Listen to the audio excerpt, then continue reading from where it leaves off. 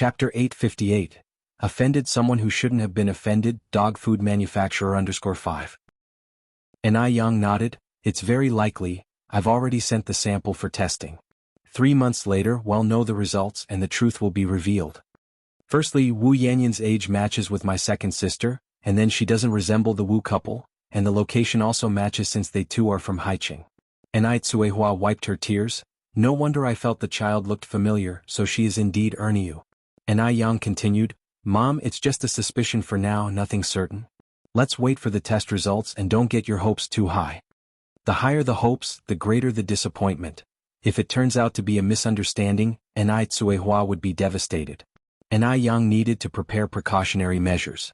Upon hearing this, Tsuehua calmed down a bit and then asked, where are they living now? I want to go see them.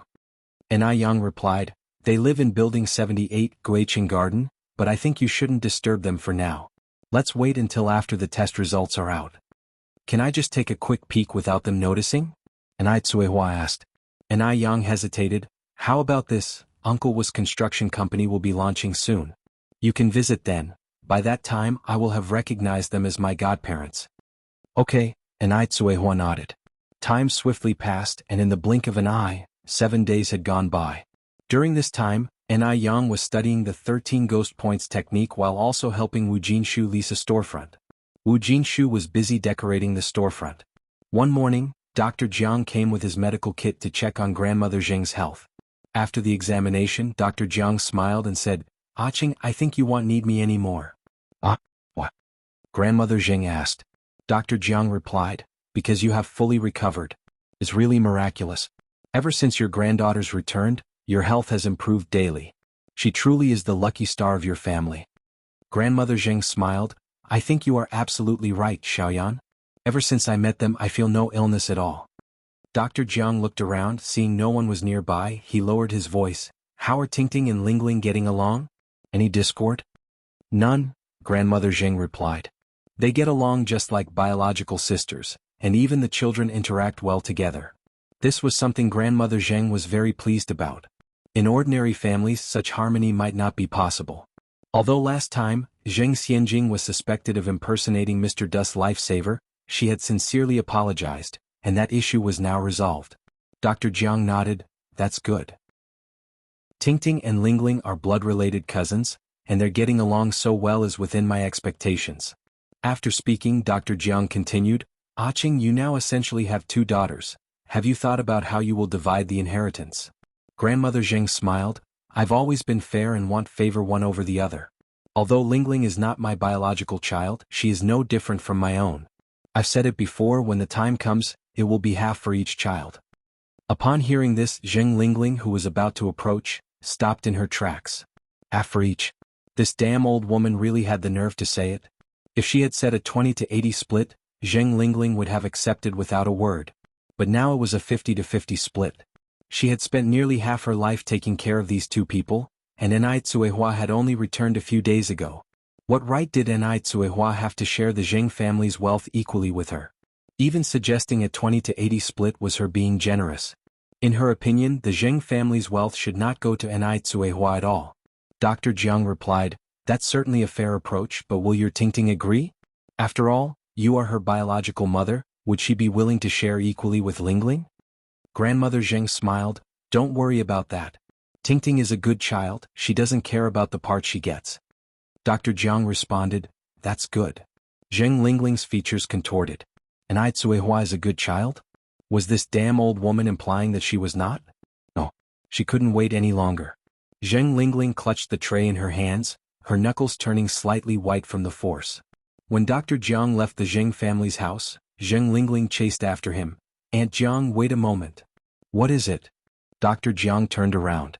Zheng Lingling said, Dr. Jiang, I've been having severe headaches lately. Do you have any painkillers? Chapter 859. Offended someone who shouldn't have been offended, dog food manufacturer _6. Does it hurt in waves? Dr. Jiang asked. Yeah. Zheng Lingling nodded. Then let's walk and talk, Dr. Jiang said. Okay. Zheng Lingling followed Dr. Jiang's steps. Lingling, your mom is almost fully recovered now. I probably won't be visiting your house much anymore, Dr. Jiang said. That soon? Zheng Lingling frowned slightly. Dr. Jiang nodded. It's a good thing that your mom is getting better. Zheng Lingling then said, please give me the painkillers quickly. Dr. Jiang searched through her box and found a box of medicine. Remember, 2 pills at a time. Okay. Dr. Jiang continued, today your mom said she would leave you half of her estate. What do you think? The mention of this made Zheng Lingling angry. All these years I have been the one by her side. But when it comes to dividing the property, she sure doesn't forget her biological daughter. Dr. Jiang frowned. If she has promised to leave you half, it makes sense. After all, blood is thicker than water, and bones may break but the sinews still hold. I'm afraid. Auntie Jiang, what do you mean? Dr. Jiang went on, I've been sisters with your mom my entire life, there were no secrets between us. But ever since Tingting returned, she hasn't been as open with me as before. Zheng Lingling asked impatiently, Auntie Jiang, what do you mean by that? Dr. Jiang said, like the paternity test and the fact that Ni Yang knows medical skills. She paused, then continued, but Lingling, don't worry too much. Ni Yang is a doctor, sure, but she practices traditional Chinese medicine. It has nothing to do with mental health. Zheng Lingling nodded. She wasn't worried about Ni Yang. Just a teenager, how skilled in medicine could she be? Dr. Jiang continued, I suspect your mom is deceiving me. She doesn't really want to divide half of the property with you. After all, you're not her biological child. She wants to leave all the wealth to her biological daughter, which is natural human sentiment. Zheng Lingling bit her lip. What should I do then? Everything in the Zheng family was hers. She was not willing to be so easily robbed. Dr. Jiang took out another box of headache pills from her medical kit. Some things are better dealt with sooner rather than later. Don't underestimate a headache as a small issue. If it drags on for long, it can turn into a big problem. Life is unpredictable, who knows what might happen tomorrow. Zheng Lingling took the box and nodded solemnly. Got it, Auntie Jiang? I understand. Today was the grand opening of Wu Jinxia's construction company. The name of the construction company was chosen by Ni Yang. Jianghua Construction Company Limited. As the sole investor, Ni Yang, of course, couldn't miss the opening day. At 8 in the morning, Ni Yang and Ni Tsuehua arrived at the company on time. The more Ni Tsuehua looked at Wu Yinyun, the more she felt Wu Yinyun was her second daughter. Her eyes began to moisten. How hard it must have been for her to grow up so big, being thrown away so young. Poor child, she hadn't even had the chance to drink milk since she was little. Wu Yinyun noticed Ni Tsuehua kept looking at her and feeling somewhat embarrassed, said, Auntie, do you have something you want to tell me? Nothing. Ni Tsuehua immediately came back to her senses. I was just deep in thought. The opening ceremony was simple. They set off firecrackers and cut a ribbon. There was only a month left for exams, so after cutting the ribbon, Ni Yang didn't idle either, rushing to school non-stop. She had 2 exams that day. By the time she left school, it was already after 5 in the afternoon. Ni Yang slowly walked on the road, her shadow elongated by the setting sun. Just at that moment. Screech. Suddenly, a sound of tires abruptly halting filled the air, and by the time Ni Yang looked up, a black sedan was already calmly stopped in front of her. Whose car is this, so thoughtless? Ni Yang was just about to kick it when the car door swung open, and a tall and upright figure emerged, with the dying light of the sunset shrouding his features, making them somewhat indistinct. Ni Yang was momentarily stunned before she could react, and by then she was already seized by an imperious force. Yang. He buried his head in her neck and deeply inhaled the lingering scent of her hair. Brother Mo. Ni Yang wrapped her arms around him. Thinking about it, it had been almost half a year since she last saw Mo Chishan. Ouch! After hugging for a bit, Ni Yang pushed him away with her hands, expressing her disdain. Brother Mo, how long has it been since you shaved? Did it hurt you? Mo Chishan looked worried. Only then did Ni Yang notice the blue stubble on his chin, adding a bit more manliness to his appearance. Ni Yang couldn't help but reach out and touch it, finding the sensation novel, like a tingling electric shock. Tisk, how busy have you been? How does it feel? Mo Chishan gripped her hand. Not great, it's prickly, Ni Yang said with a face full of disdain. Let's get in the car and talk. Mo Chishan guided her to the back seat. Wu Daming took the initiative to greet her, sister-in-law number 6. Seeing Wu Daming, who was shiny black, Ni Yang laughed. Wu Daming, have you been on a vacation to F continent? Wu Daming turned around in surprise. Sister-in-law, how did you figure it out? But I didn't go to F continent for a vacation. It's your teeth, Ni Yang replied. Ah. Wu Daming was somewhat confused. And Yang continued, I suggest that if you go out at night, remember to smile more. Why? Wu Daming touched the back of his head. And Yang smiled and said, use your teeth to blind them, otherwise it's too dark and no one can see you. Wu Daming, not only had he darkened, but why did everyone have to laugh at him too? A few minutes later, Wu Daming realized that being laughed at by Yang wasn't the worst. Being force-fed dog food, that was the worst. He was still a kid, why did he have to endure such an assault of love? Those two people in the back seat were really too much. After about 15 minutes, the car stopped in front of a villa. Once out of the car, Yang said in surprise, why are we here? Weren't we going to my place? Imo-chishin said, with my disheveled appearance, it's not suitable for me to go to your house. What if our mom disapproves and won't let you marry me? Yang raised her eyebrows slightly, I'm not planning to marry you right now anyway. Fine, then I'll marry you. Imo-chishin shamelessly wrapped his arm around Yang's waist. Yang, you've lost weight. Have I? You really have, I can feel it, Imo-chishin said as he tightened his hold. As they talked, the two of them had already entered the villa. No sooner had the door closed than Imo-chishin pinned her against it with a reversed hand, and then leaned down for a kiss. The blue stubble prickled against her fair skin, a bit painful, yet Imo-chishin couldn't bring himself to let go so soon after such a long time apart. After a while, Yang pushed him away, go shave now. Chapter 860. Can you get first place like this? Imo-chishin went to the bathroom to take a shower and shave. Yang, having nothing better to do, sat on the couch to watch TV.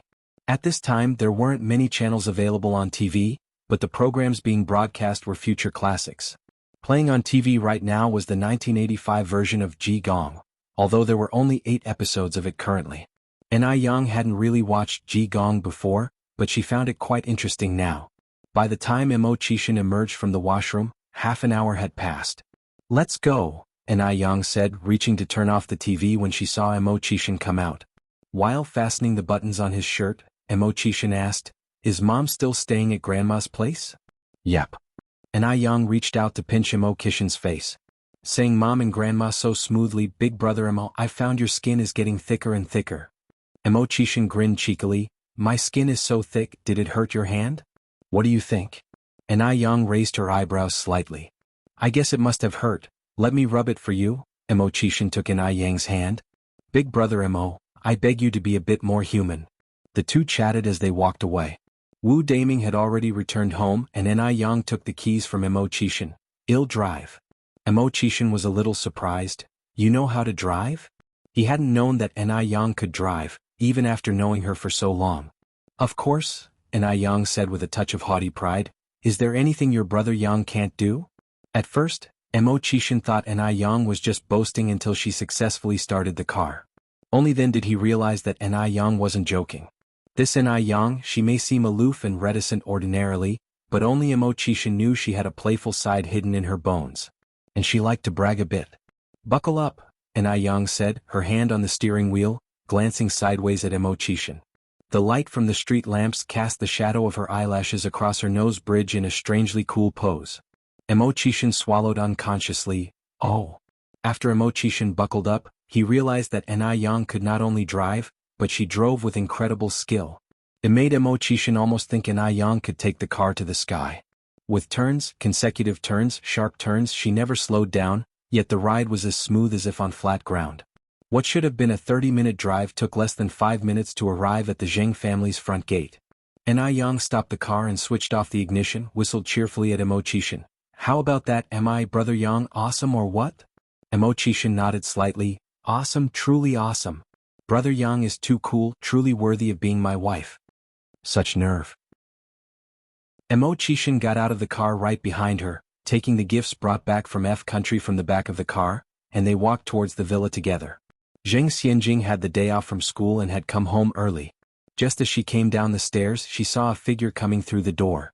Against the light, she couldn't quite make out his features, yet a powerful aura surrounded him, instilling a sense of inferiority in those who saw him. Who could this be? Although she couldn't quite see his face clearly, Xianxia could sense that this was no ordinary person. Perhaps it was Mr. Mog. The Imo and Zheng families were extremely close, so it was unsurprising for Baichuan to visit the Zheng family. Zheng Xianjing narrowed her eyes and subconsciously brushed her hair behind her ears, straightened her back and walked downstairs. The features of his face gradually became visible in the darkness. Thin, sharp lips like paper cuts, narrow and long phoenix eyes brimming with a cold gleam, and features as flawlessly carved as fine artistry, especially those deep and heavy eyes, bottomless as if they were vast stars. She recognized who it was. The next second, all traces of a smile vanished from Zheng Xianjing's face. It was Imo Qixin. How could such a fine appearance be wasted on a ne'er-do-well like Imo Qixin?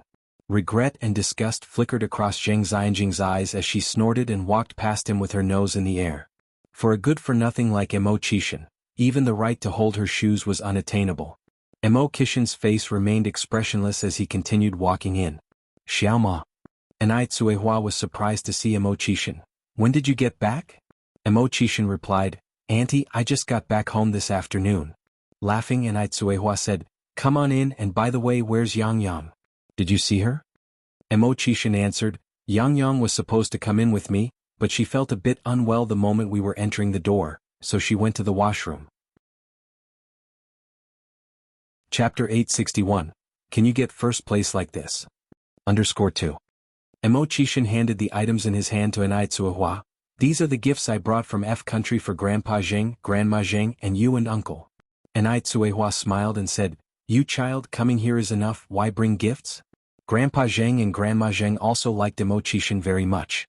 Although Imo Qixin's reputation wasn't good, he was truly good to Anai Yang, and based on their understanding of him over time, Imo Qixin wasn't as difficult as the rumors suggested. As long as Anai Yang had no objections, neither did they as the elders. Soon after, Anai Yang walked in from outside. That evening, after Imo Qixin had some drinks, Anai Yang drove him home. This time she didn't speed but drove leisurely. The car didn't have the air conditioning on, all the windows were down and a gentle breeze flowed in, making it pleasantly refreshing. While driving, Anai Yang started discussing Wu Yenyun with Imo Qixin. Imo Qixin said, If she really is your second sister, then your third and fourth sisters must still be around too. Anai Yang nodded, hopefully. By the way, tomorrow is Sunday. I just recognized Yanyun's parents as my godparents, so how about I take you to visit them tomorrow? Sure.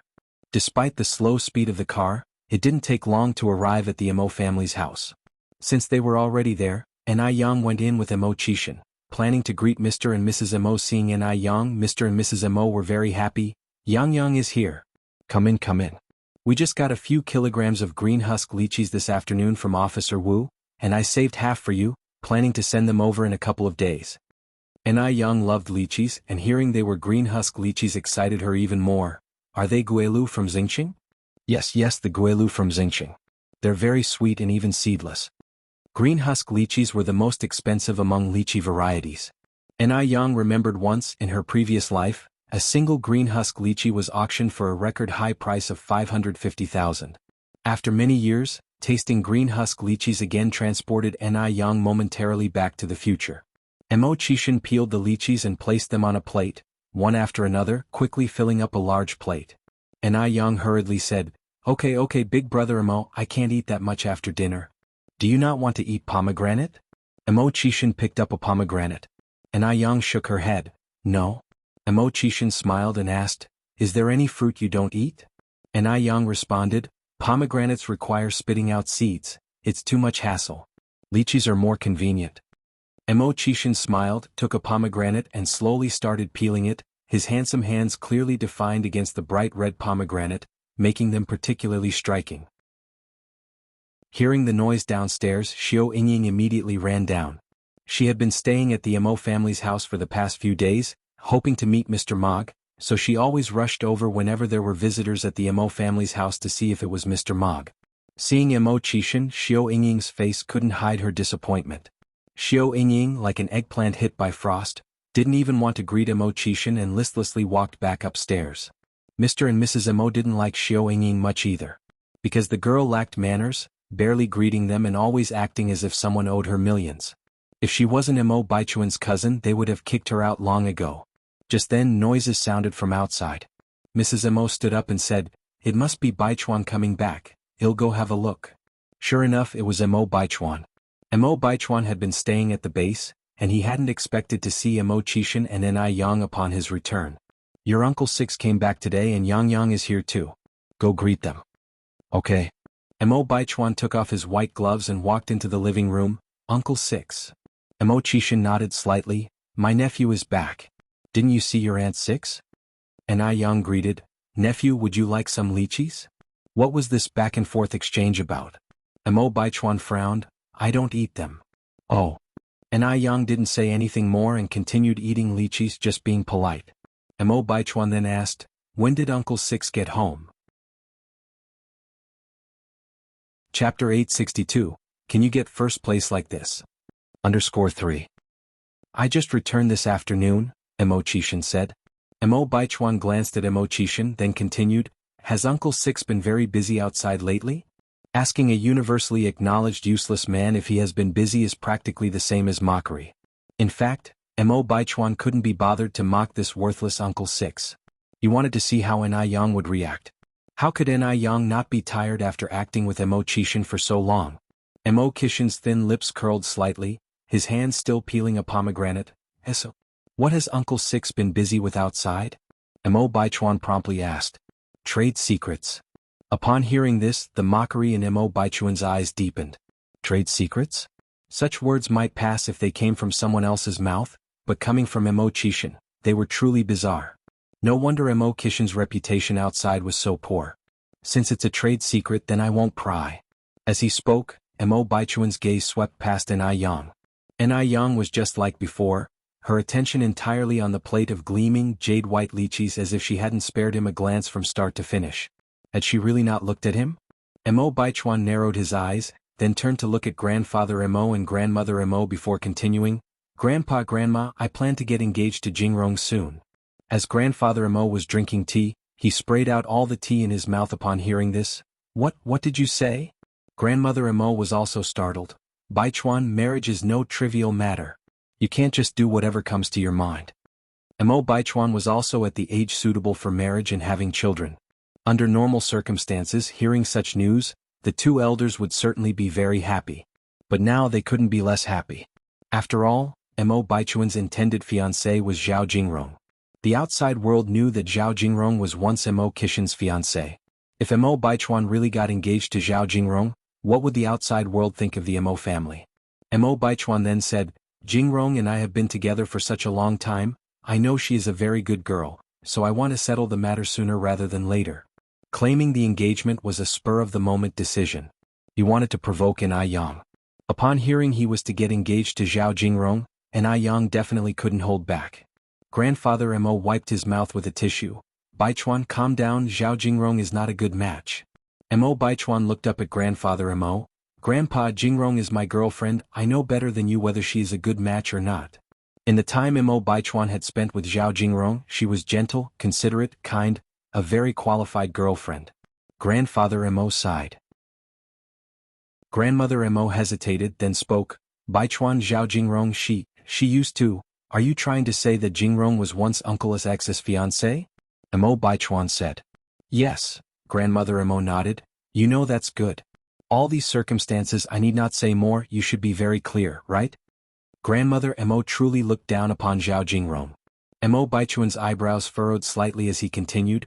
The reason Jingrong broke off the engagement with Uncle Six is that Uncle Six had no ability to keep her. Moreover, she and Uncle Six were initially betrothed as children, and it's been so many years since such practices were abolished. Child engagements are already null and void, and Jingrong has the right to choose her happiness. You and Grandpa can't dismiss her as a good girl just because she broke off the engagement with Uncle Six.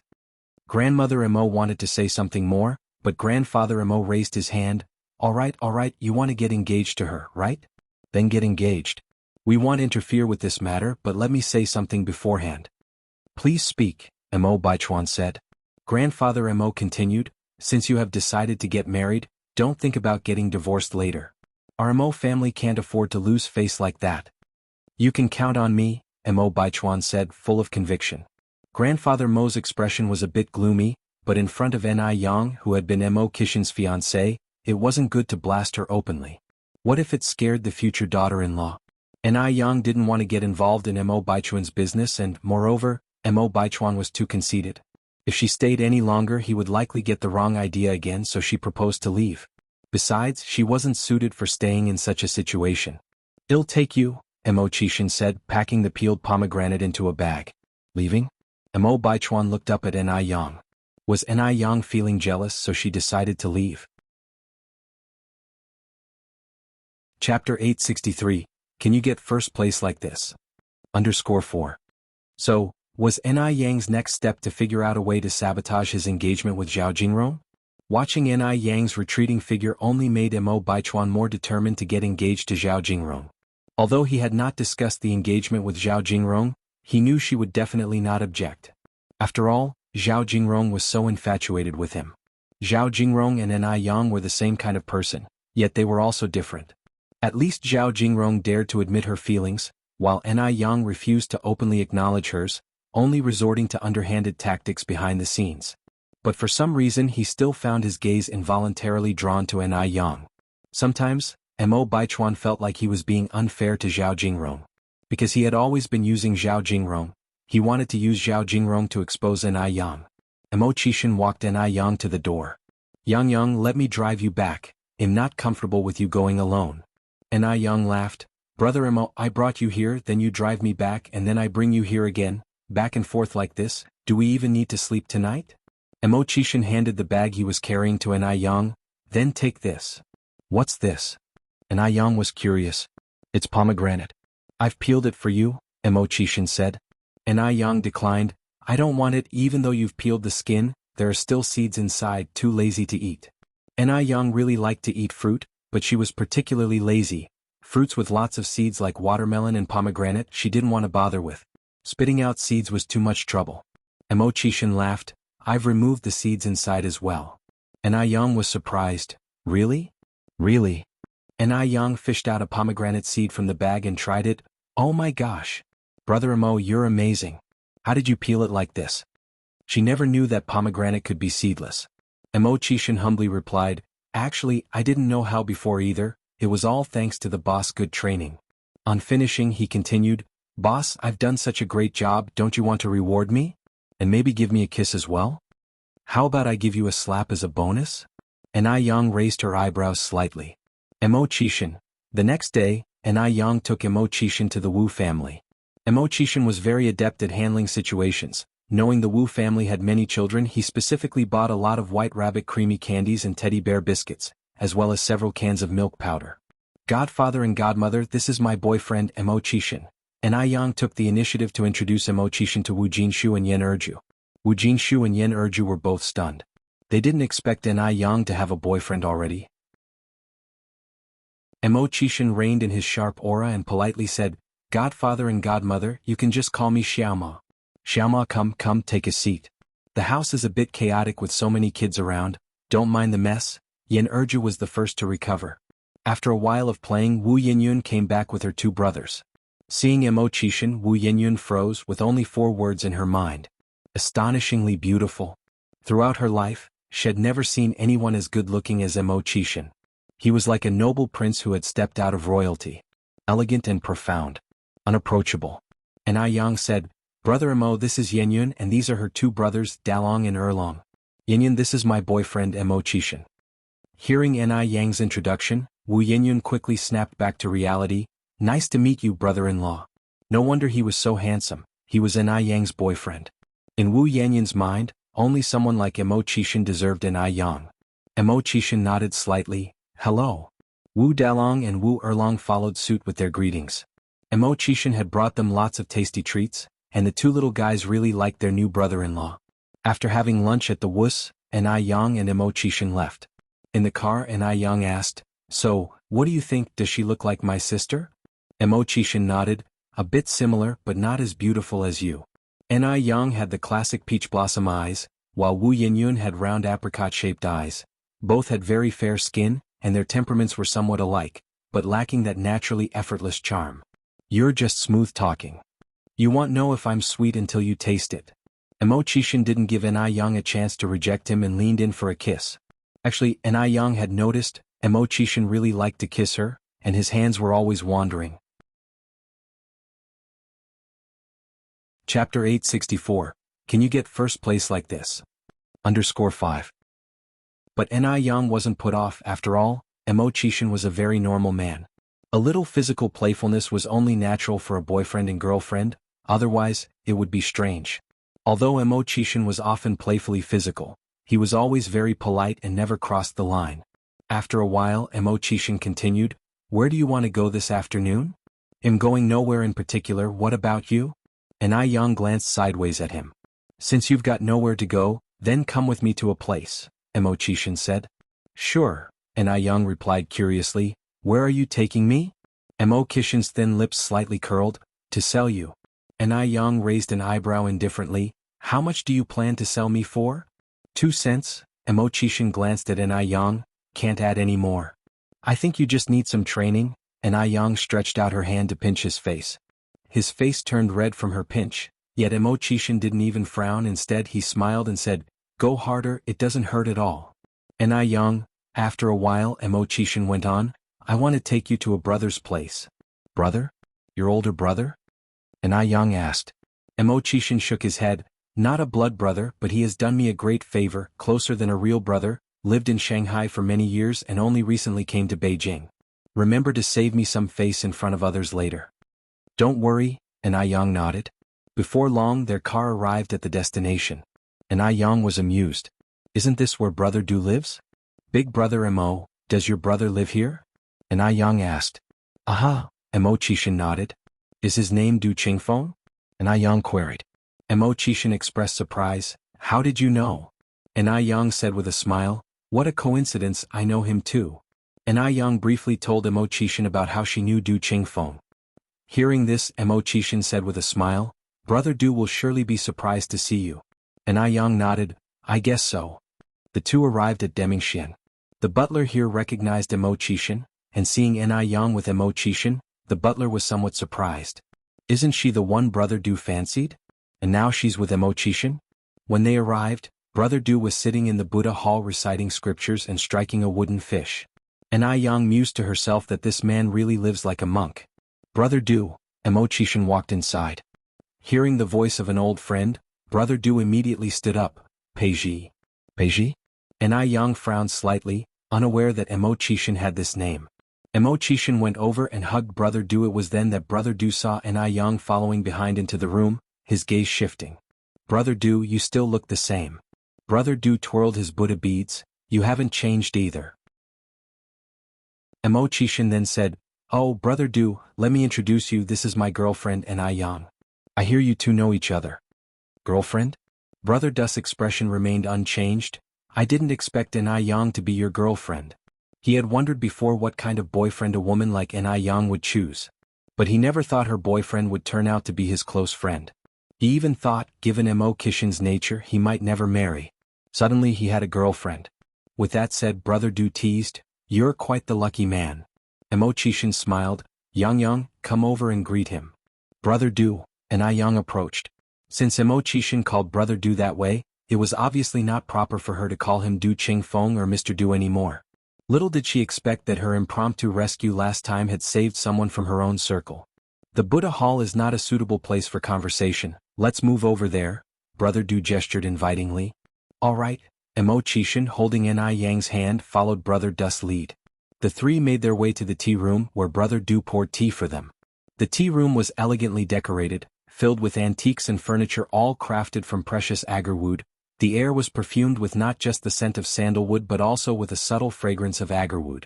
It was a style Ni Yang liked. "The first day I came to Beijing I faced danger. Fortunately I encountered Ni Yang. If it weren't for her, I would have been dismembered by now. This cup of tea I toast to you and Ni Yang." Brother Du raised his teacup. "Brother Du, you're too polite. We're all family here," Mo Qixin said. Brother Du continued, "Peiji, when did you get back?" "I just came back yesterday," Mo Qixin replied. Brother Du set his cup down. "I see you two seem ready for good news. Planning to get married soon?" Chapter 865. Can you get first place like this? _6. Everything depends on Yang. Mo Qixin sipped his tea. Du Jiaojiao understood Mo Qixin very well. Hearing this, he knew Mo Qixin had completely fallen for her. The kind that couldn't be pulled back.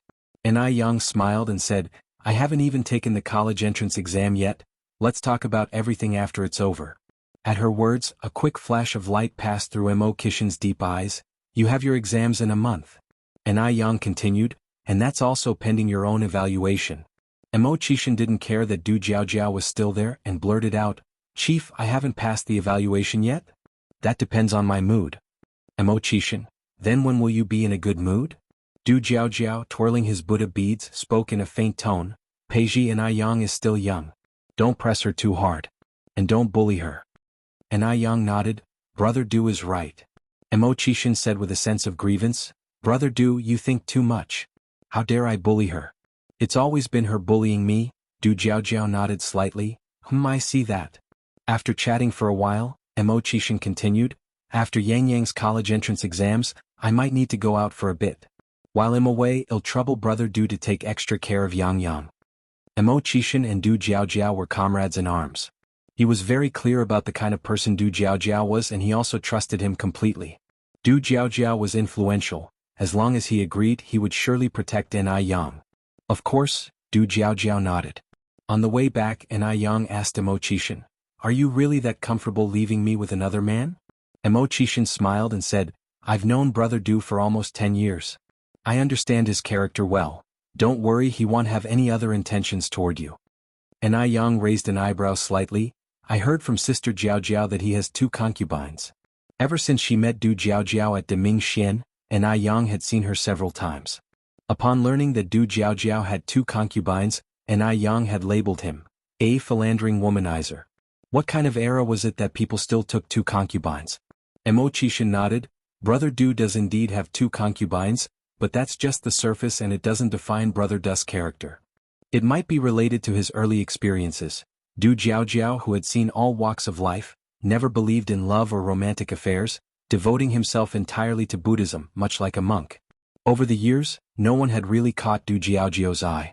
Even a fairy, in Du Jiaojiao's view, was no different from an ordinary person. To put it bluntly, Du Jiaojiao would never fall for a woman in his lifetime. Surface appearances? Yang asked with confusion, What do you mean?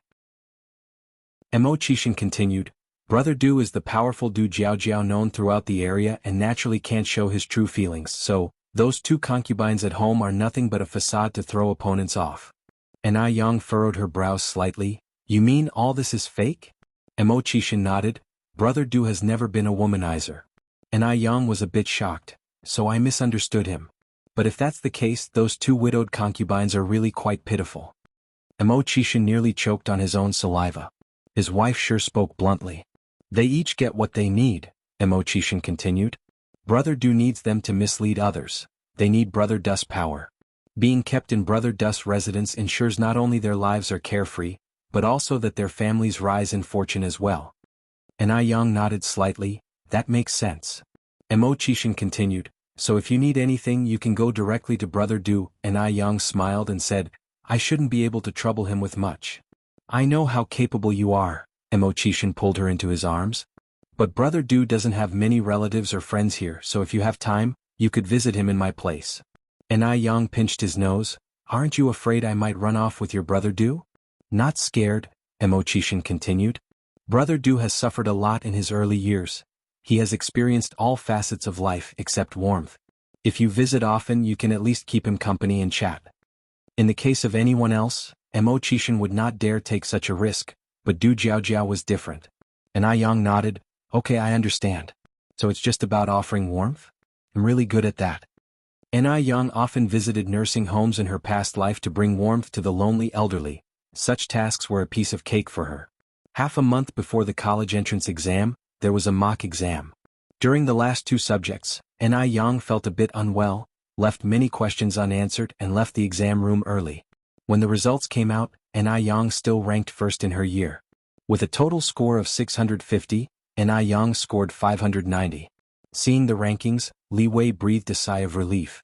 Although Yang was first, she was only 5 points ahead of him. During the exam he had a fever and wasn't feeling well, leaving some questions unanswered. If he had been in better shape.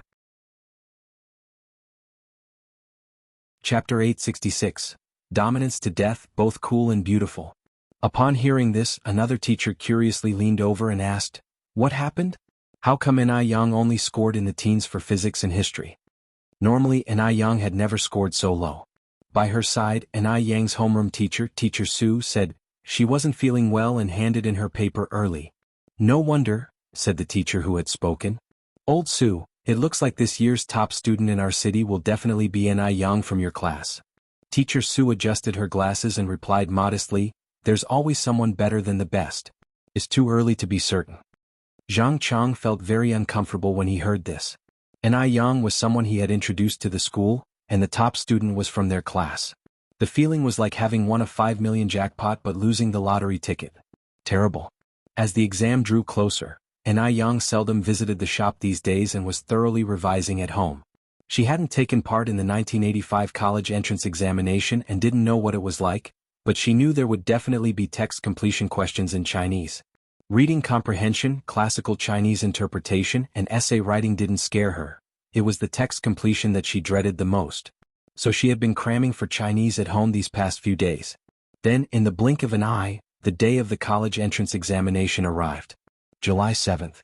The college entrance examination is a major turning point in life, and both the Zheng family and the Shengguan family took it very seriously. Old Master Zheng, Madame Zheng, and the Dowager Madame Shengguan all wanted to personally escort Ni Yang to the examination room, but she refused them, saying that the whole family showing up would be too grand. Grandma's, Grandpa, Mom and Dad, don't worry, she said. It's just an exam. Why are you more nervous than I am? Having Big Brother Mo with me is enough. Then why hasn't Xiaoma arrived yet? Madame Shengguan asked anxiously. He should be here soon, Ni Yang replied. I arranged to meet him at the intersection up ahead. He'll go on ahead. Madame Zheng grabbed Ni Yang's wrist. Yang, are you sure you don't need us to accompany you? Ni Yang smiled and said, really I don't. I have Big Brother Mo with me and it's not like I'm alone. Seeing Ni Yang so composed and not at all nervous, Madame Zheng also breathed a sigh of relief. Then we will make something delicious at home and wait for you tonight. Amicham, Ni Yang nodded. Just like it had been arranged, as soon as Ni Yang stepped out of the front door, Mo Qishan arrived in his car. Ni Yang opened the car door and got in. Why are you driving today? Where's Wu Daming? Ni Yang asked, puzzled. Mo Qishan replied, because it's the college entrance examination. Wu Daming's sister is also taking it this year, so he went back to accompany her. Ni Yang nodded. You wouldn't expect Daming to be such a good brother. At this time, the countryside still held a strong preference for sons over daughters. It was very difficult for a family to let a girl take the college entrance examination, unlike in later generations where men and women were treated as equals and female university students were everywhere. Before long they had reached the examination room. The examination room was at a certain middle school in Beijing. There were many parents there to send off their children, most of whom had come by bicycle. There were very few who, like Mo Qishan, had arrived by car. For a moment this garnered many lingering glances. Fortunately, the atmosphere in Beijing was gradually becoming more open, and it wasn't rare to see couples secretly holding hands on the street. Rewind a few decades, and a young couple like Ni Yang and Mo Qishan would have been subjected to public criticism. Mo Qishan carefully checked the pencil case, making sure that all the stationery and her admission ticket were in place. Then he said, Yang, don't be nervous. I will be right here waiting for you when you come out. I'm not nervous. You, on the other hand, are sweating, Big Brother Mo, and you're not even the one taking the exam. Ni Yang stood on her tiptoes and used her sleeve to wipe away the beads of sweat on Mo Qishan's forehead. Being so close, she could smell a fresh mint fragrance mixed with a subtle scent of tobacco. I'm heading in, Ni Yang continued. Wait a moment, Mo Qishan said, catching Ni Yang's wrist. Ni Yang looked back slightly. What is it? Mo Qishan held her hand with one hand and took off the watch from his own left wrist with the other, placing it on her wrist. Wear this and you can check the time during the exam. The men's watch was large, making her fair wrist look even more delicate and exquisite. I'm off then, Ni Yang said, shaking the wristwatch. Good luck. Don't worry, Ni Yang nodded, smilingly replied, I will, Big Brother Mo. See you later. Mo Qishan waved at her and watched as her figure disappeared at the school gate. Chapter 867, Dominantly Awesome, Both Cool and Beautiful. _2. Ni Yang walked to the examination room with her things. The examination rooms of the 80s, although lacking the electronic gadgets of later generations and without the need for security checks, were still very solemn affairs. In a large classroom of 60 square meters, only 20 desks were placed, spaced generously apart. With 4 proctors on duty and rotating inspectors overseeing the room, cheating was all but impossible. Yang's seat was by the window in the first group. As the exam had not yet begun, murmurs quickly spread from the surrounding. Beauties, regardless of the era, would always receive special treatment. My God, which school is she from? She's so pretty. Idiot, didn't you see the uniform? She's from Third City Middle School. Third City Middle School, could she be the school beauty? Hearing the words school beauty, someone curiously asked, what school beauty? The one from Third City Middle School, I think her name is Yang. Our cousin goes there too and he said that their school beauty is really amazing. She often ranks first. Really? Wow. The whispers rose and fell, but Yang, as if not hearing them at all, twirled a black pen in one hand and rested her chin in the other, gazing out the window. A breeze lifted her waterfall-like black hair as a serene expression rested on her clear-cut face. The room only returned to quiet when the proctor walked in with the exam papers. Students, quiet down now, said the proctor. Please place your pencil cases on the desks, we're going to start checking them. In the future, students would use transparent pencil bags during national college entrance exams, but at that time there were none and pencil cases were standard. To prevent cheating with notes hidden inside them, teachers inspected every pencil case before the exams. Everyone set their pencil cases on the desks, and the proctors divided into 4 groups, meticulously checking, careful not to overlook anything. 10 minutes later, the distribution of exam papers began. The first exam was Chinese from 9 to 11:30. The examination room was incredibly quiet, save for the sound of rustling writing. Chinese was not stressful for Yang. Even the text completion section posed no challenge, as the time spent studying Chinese texts had not been in vain. The essay portion was more interesting. It was to write an essay based on the philosophy contained within an ancient poem, with a self-determined stance and self-created title. The poem was Pear Blossoms by the Eastern Fence, by the Northern Song Dynasty poet, Su Shi. The most classic lines from the poem were, melancholic is the snow on the eastern fence, how much of life can be discerned and understood. Yang's brows quirked up slightly, and as if struck by inspiration, she settled on the title of her essay, Youth Fleeting. In the 2.5-hour exam, Yang finished all the questions in an hour and a half. However, leaving early was not permitted, so after thoroughly reviewing her answers twice, Yang spent the time doodling on scratch paper. She had wanted to sleep, but this was the National College Entrance Examination room after all, and openly sleeping might affect the other students. A proctor passed by Yang and noticed her drawing. Firstly impressed, then shook their head in resignation. Although her drawing looked decent, this was an exam after all, and these exams determined one's future path in life. How could she be so carefree? That was irresponsible to her own life. An hour quickly passed, and outside it was the peak of the sun's strength. The scorching heat was uncomfortable. As soon as Yang stepped out of the door, a shadow enveloped her from above, and the burning sensation on her skin immediately lessened considerably. It was Xianxia coming over with an umbrella. Yang, you must be burning up. Have an ice pop first. Yang replied with a smile, it's okay, it wasn't hot in the classroom. I didn't realize it was so hot outside. Where did the ice pop come from? Over there, Xianxia pointed towards the roadside. At that time, ice pops were sold out of insulated boxes, and knowing today was the day of the National College Entrance Exam, the seller had timed his arrival perfectly. At the moment, the uncle was surrounded by a crowd. Yang turned her head and raised an eyebrow in surprise, struggling to imagine Xianxia jostling with so many people for an old-fashioned ice pop. Taking a bite of the ice pop handed to her, the coolness was refreshing and the flavor classic, loaded with memories. Brother Imo, want a bite? Yang offered the ice pop to Xianxia's lips. The two had already kissed, so sharing an ice pop was naturally not a concern, and moreover, Xianxia had bought only one ice pop precisely to share it with Yang. Chapter 868, Dominantly Awesome, Both Cool and Beautiful. _3. They shared the popsicle, taking turns, and quickly finished it. Since they had math and English exams in the afternoon, the two did not go home but found a restaurant to eat. After lunch, Xianxia found a guest house for them. Yang rested for over an hour at noon and then returned to the examination room. As Yang studied science, The afternoon math exam was half an hour longer than the Chinese exam. The next morning they had exams in physics and history, and in the afternoon chemistry and politics. The third day concluded with the biology exam in the morning. After 3 consecutive days of exams, when Yang walked out of the examination room on the afternoon of the third day, she felt much more relaxed. Just then a male student hurried to catch up with her. "Excuse me, could you wait for a moment?" Yang looked back and saw a young boy around 17 or 18 years old, with a shy smile on his face. "Are you calling me?" Yang asked. "Yes." The boy nodded and introduced himself. "I am Xianxia, a student from the second city high school. We were in the same examination room, you were in the first group, I was in the second."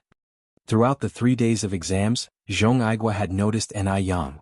Whenever he encountered a tough question, all he needed to do was look up to see her profile. Her profile was as exquisite as a painting, more beautiful than the scenery outside the window, and it was comforting. On the first day of exams, Xianxia wanted to strike up a conversation with Yang but never found the courage. Today being the last day, he knew he'd never get another chance if he didn't act now. Yang did not reject this friendly advance. "I'm Yang from the third city high school." Xianxia continued, "Is it Ni as in individual and Yang as in fireworks?" "Yes," Yang nodded. Keeping pace with Yang, Xianxia asked, "Yang, where do you live?" Before Yang could answer, Xianxia added, "I live in the south part of the city, it's convenient to go anywhere from there. How about we walk home together?" Outside the school gate, Xianxia was eagerly waiting for Yang. When he finally spotted her, his face lit up, but then darkened rapidly when he saw Xianxia with her. Yang looked up at Xianxia and said, "No need, my boyfriend is waiting over there for me." "Boyfriend?" Xianxia was stunned. You have a boyfriend?" Yang nodded. "Yes," pointing towards Xianxia. "That's him." Following the direction of Yang's finger, Xianxia saw a distinguished figure holding a black umbrella, dressed in a crisply ironed suit, his handsome face and slightly upturned delicate eyes shining coldly. Despite the heat of summer, he gave off a chill. Xianxia, frightened, withdrew his gaze, feeling a sudden inferiority. Such an outstanding man, how could he compete? His unstarted first love died in its cradle, leaving Xianxia very unreconciled. "Is he really your boyfriend?" "Of course." "I need to go now," said Yang, and she jogged away. Xianxia watched as Yang ran up to Xianxia, who considerately covered her entirely with his umbrella and tenderly swept her bangs behind her ear. So, they really were boyfriend and girlfriend. Xianxia felt suffocated, a heavy, stifling feeling. The scene looked very loving to those around. In fact, Xianxia was using the opportunity to touch her hair to question Yang. "Yang, who was that just now?" His voice gradually filled with jealousy. Yang, with a slight dimple showing, jested, "Oh my, who spilled their vinegar here? It's so sour." "Yang, do you think him too old?" Xianxia continued to inquire. There was a 10-year age difference between him and Yang. Before confirming their relationship, he had always been worried about this. "Not at all." Seeing Xianxia turn serious, Yang took his hand. "You are great, you are outstanding and handsome to boot. I wouldn't dislike you." "Really?" Xianxia asked. "Really?" Yang nodded. Xianxia followed up, "Who was that person just now?" Yang responded, "Just another student in the examination room, I don't even know his name." Yang had a good memory and she would not forget Xianxia easily. She said this just to cheer her Mr. up. Chapter 869, Dominantly Awesome, Both Cool and Beautiful. _4. "You really don't know?" Xianxia's dark expression lightened a bit. "Really, I swear." Yang held up 3 fingers. Xianxia continued, "Then what were you just talking to him about? You two seemed quite happy chatting." Yang replied, "I told him my boyfriend has arrived, didn't you see me pointing at you just now?" With that explanation, Xianxia was completely relieved. "What shall we have for lunch?" Yang thought for a moment, then said, "Let's go to Color and Fragrance, I've been craving tiramisu." "All right." This was Xianxia's 3rd visit to Color and Fragrance. Color and Fragrance was a renowned restaurant in Beijing, and though it hadn't been open for long, it had revolutionized the dining scene in the city. "Yang, Color and Fragrance is your business, isn't it?" Xianxia turned to look at Yang. Yang was surprised and asked, "Brother, how did you know?" Xianxia had been particularly busy for a while, and Ni Yang wanted to keep it low-key, so she hadn't told Emo Chishan about color and fragrance. But to her surprise, Emo Chishan had guessed it. His thin lips curved slightly.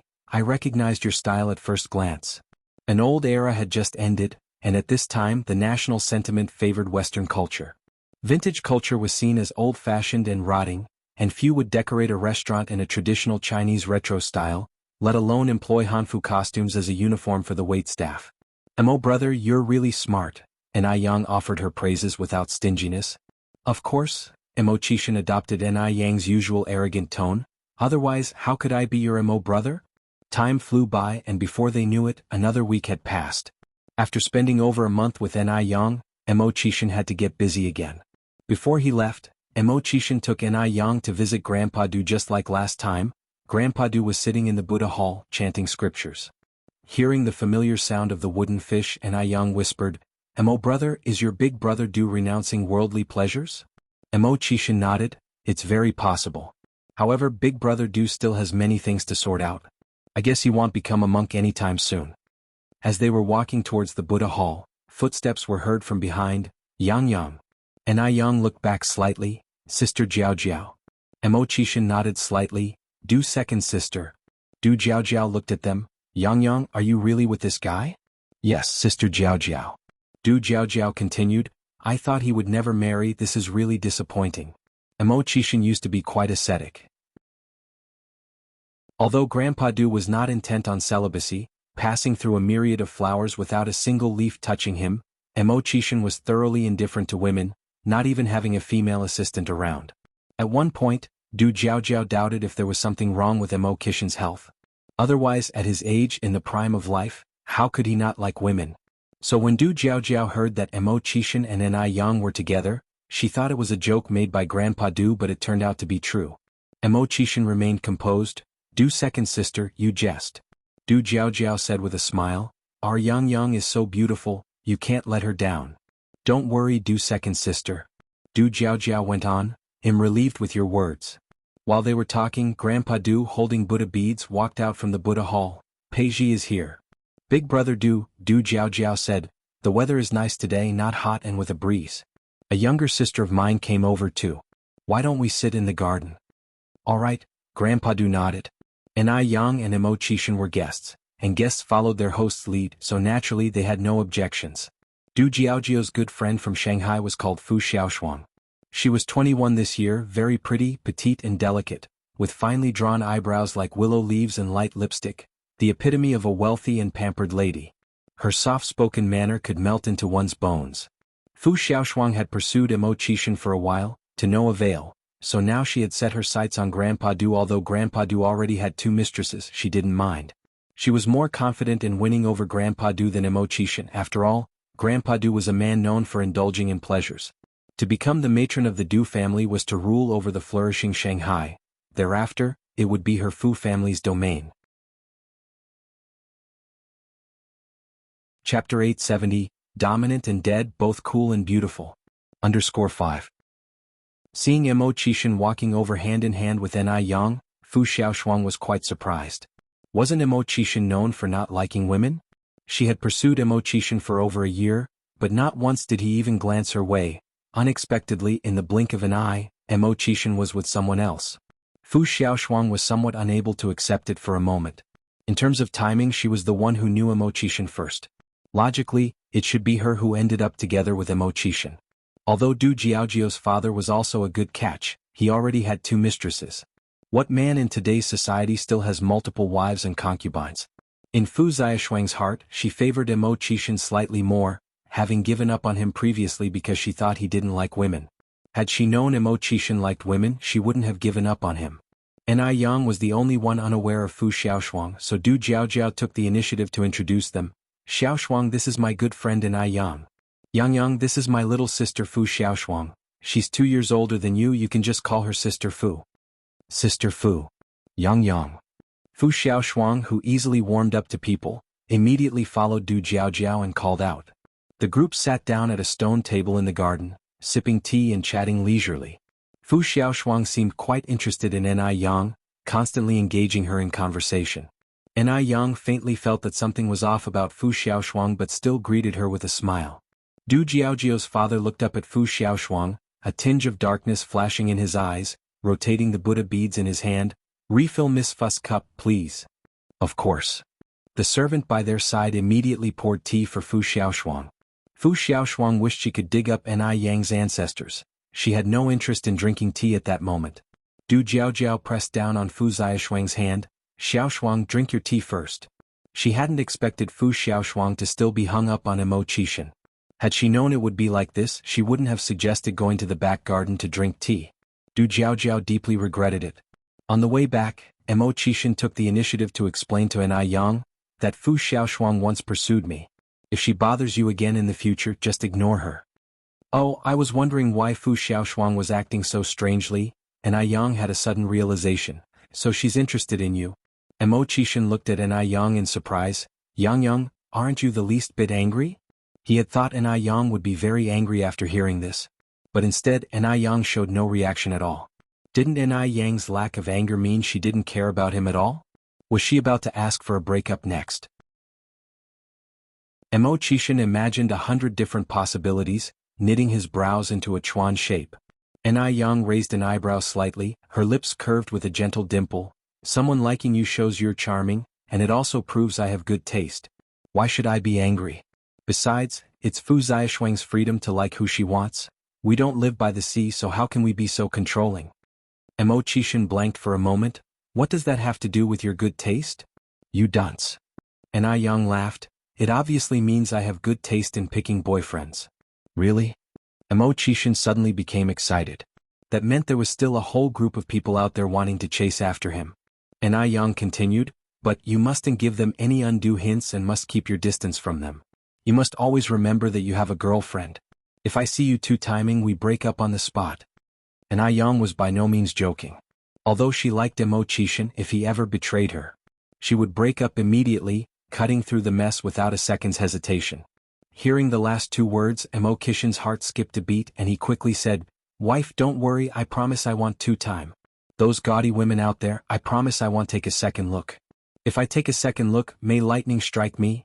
Seeing Emo Qishan taking it so seriously, Yang laughed.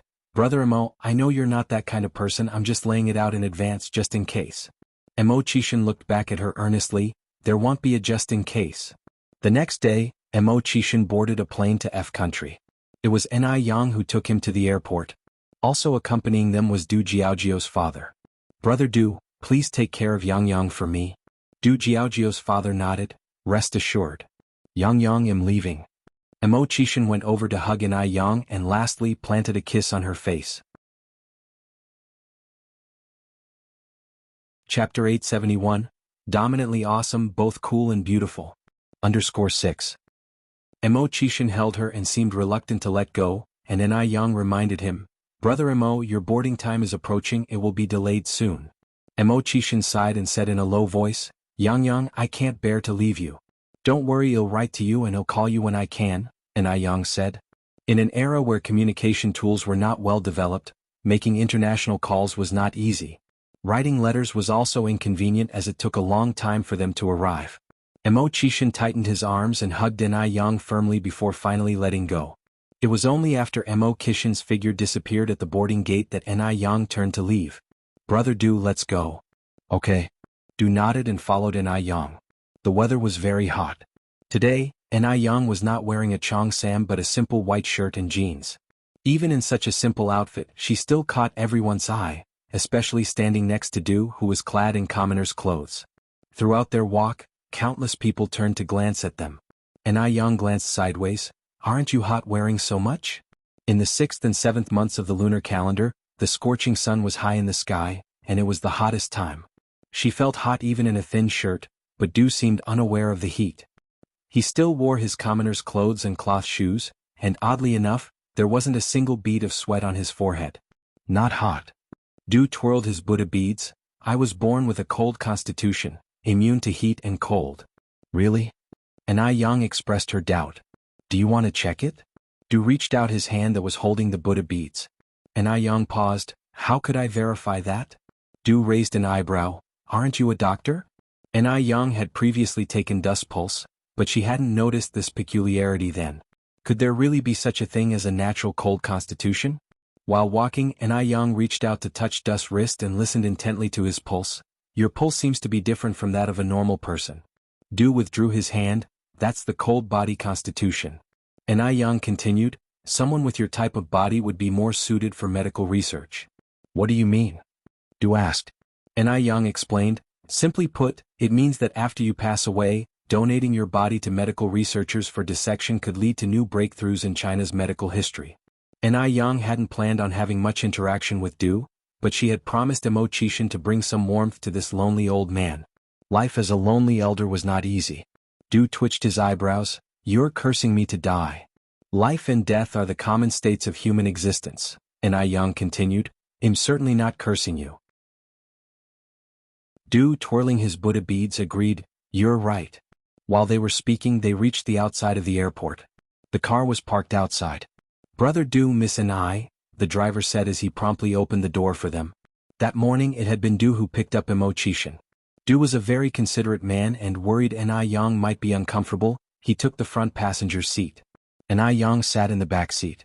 Having talked with Immortal all the night before and not sleeping well, Yang was seated alone in the spacious back seat. She fell asleep within 3 minutes of getting in the car. A clear, picture-like face could be seen from the rearview mirror. Keep the speed down, Du instructed the driver in a low voice. Sure, the driver responded, immediately slowing down. The car drove slowly down the street when suddenly, hiss. The car mid-drive came to a stop. The sudden jolt woke Yang. Have we arrived? The driver, careful not to upset Du, replied, not yet, it seems the car has broken down. I'll go check. With that, the driver opened the door and stepped out of the car. Yang followed suit. The driver lifted the hood and inspected it, fiddling around for quite a while without success. It seemed Du was growing impatient as he also opened the door and got out. What's the matter? The driver said, the problem seems serious. Brother Du, we might have to walk back. The airport was located in a remote suburb, no village in front nor a store in back, and they had no communication tools with them. It looked like they truly had to walk back. It's 30 kilometers from here to Demingxian, Du stated flatly. 30 kilometers? That probably meant walking all day. The driver fell silent. He feared he might lose his job. Just then, Yang walked over to the front of the car and looked down, then said, hand me the screwdriver. Miss you know how to fix cars? The driver was surprised but immediately handed Yang the screwdriver. Chapter 872, Dominant and Dead, Both Cool and Beautiful. _7 I know a little. Yang took the screwdriver. In this era, where would you find a woman who can repair cars? Yang, in her past life, was never married and didn't have a boyfriend. She liked to go on road trips, and of course you need to know a bit about car repair for that. In case the car broke down on the road, she could fix minor issues by herself. Mr. Du's expression was indifferent. Can you fix it? Yang took the screwdriver handed over by the driver and quickly twisted off apart from the car. They'll give it a try, but don't hold out too much hope. Be prepared to walk back at any moment. Wrench, Yang spoke again. In no time, those pale white hands were smeared with black dust and gasoline. The contrast of white and black was striking and highly conspicuous. After roughly 10 minutes, Yang, with a screwdriver and wrench in hand, carefully scratched her nose and raised her long legs to close the hood of the car. That posture, it had an indescribable coolness. Cool and beautiful. The driver was stunned. How long must her legs be to manage that move? The driver couldn't help but look down at his own legs. Yang put the wrench and screwdriver back into the toolbox and said to the driver, go ahead and give it another try. The driver nodded, pulled open the driver's door, inserted the key and started the engine. It's working. Miss you're really amazing. The driver was very excited to see the car start successfully. Yang, uncharacteristically humble, said, I just got lucky and stumbled upon the solution. Getting into the car, Mr. Du said without looking back. Yang, do you know how to drive? Yeah, Yang nodded.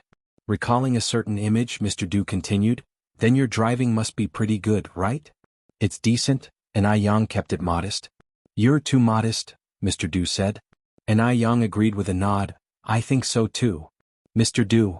About 10 or so minutes later, they stopped in front of the Zheng family's house. Yang greeted Mr. Du and then pulled the car door open to get out. As soon as she got out, Zheng Xianjing came over from the other side. Yang. Sister Xianjing, and Yang greeted with a smile like a carefree young girl. Who's sitting in the car? Zheng Xianjing asked even though she already knew.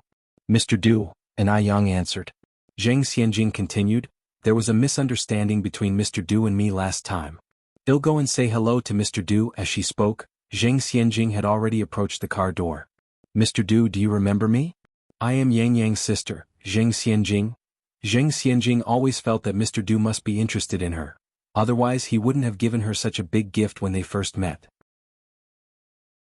Drive, Mr. Du ordered the driver to go as if he hadn't seen Zheng Xianjing at all.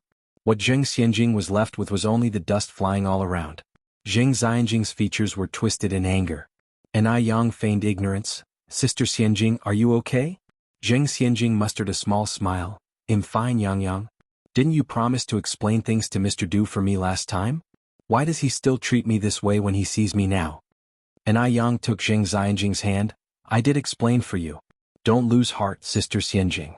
I believe that if you persevere, Mr. Du will eventually let go of his prejudices against you. Zheng Xianjing narrowed her eyes, sensing that Yang might be toying with her. An illusion? It must be an illusion. Today was Saturday, and after dinner, Yang followed Cuihua and Shangguan Dehui, along with little Yun to the Shangguan family. Zheng Suyu had been feeling quite well these past few days, so she sat at the dinner table with everyone during the meal. Suddenly, Zheng Suyu started foaming at the mouth, fell to the ground, and began convulsing in a somewhat terrifying manner.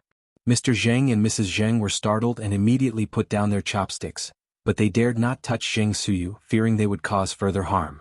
They quickly turned to the servants. Nyoma, hurry and call Dr. Jiang. Zheng Suyu's condition was very critical at the moment, and Yang immediately went over to administer first aid. Zheng Lingling said, Yang, you can't treat mental illnesses. Let's wait for Aunt Yang to come. What if Aunt Suyu gets worse under your treatment? And Yang didn't say a word. She looked up at Cuihua. Mom, can you please go get my medical kit from my room? She never allowed the house's servants to touch her medical kit, and only Cuihua knew where it was. Okay. Cuihua nodded and immediately went upstairs to get the medical kit. Zheng Lingling was beside herself with worry. Yang, don't mess around. This is not the time to show off. Mom, Dad, you guys need to persuade Yang. Zheng Lingling was still somewhat concerned about Yang, especially after learning of Yang's medical skills. If only they hadn't let Zheng Suyu, this ticking time bomb, stay. She regretted it. Zheng Lingling clenched her fists. Mrs. Zheng said, Lingling, don't worry. Although Yang is young, she knows what she's doing. After speaking, Mrs. Zheng continued, Yang, how is your grandma doing? She was fine just now. How could this happen to her? This was the first time Zheng Suyu had ever had such a problem. Yang's face looked grim. The situation isn't very optimistic. It seems it's time to try the 13 ghost points. But there were still many things about the 13 ghost points technique that Yang hadn't fully figured out yet, and she wasn't 100% sure she could cure the condition. Hearing her words, Mrs. Zheng's face turned pale. Then what do we do? Chapter 873. Zheng Suyu woke up. Yang's eyes lifted slightly. Grandma, don't worry, I will do my utmost effort to cure Great Aunt. Okay. Great-Grandma Zheng nodded, her eyes unable to hide her concern. Hearing this, Zheng Lingling sighed with relief. From the meaning of Yang's words, she knew that there wasn't much confidence in her ability to cure Zheng Suyu. Shortly after, Cuihua brought Yang's medical box down from upstairs. Yang took out sterilized medical cotton from the box and wiped the froth from Zheng Suyu's mouth. She wiped meticulously, her expression not showing the slightest disdain, as if she were not afraid of getting dirty. After a series of emergency measures had been taken, Yang instructed 2 servants to carry Zheng Suyu upstairs. Old Master Zheng, Great-Grandma Zheng, and the others also followed upstairs. The room was fitted with an air conditioning unit, and the cool breeze was blowing gently, not feeling stuffy at all, but Zheng Suyu's forehead was still beaded with layers of fine sweat. Yang pressed her hand on Zheng Suyu's pulse and frowned slightly. Now, Zheng Suyu's problem was not only psychological, but her health was also in great jeopardy. In this situation, treatment needed to be administered as quickly as possible. Yang wrote a prescription and handed it to Cuihua. Mom, please go purchase the medicine listed here. Okay. Anai Tsuehua nodded. "I'll drive you there," Shengwan Dehui said, following Anai Kuihua's steps.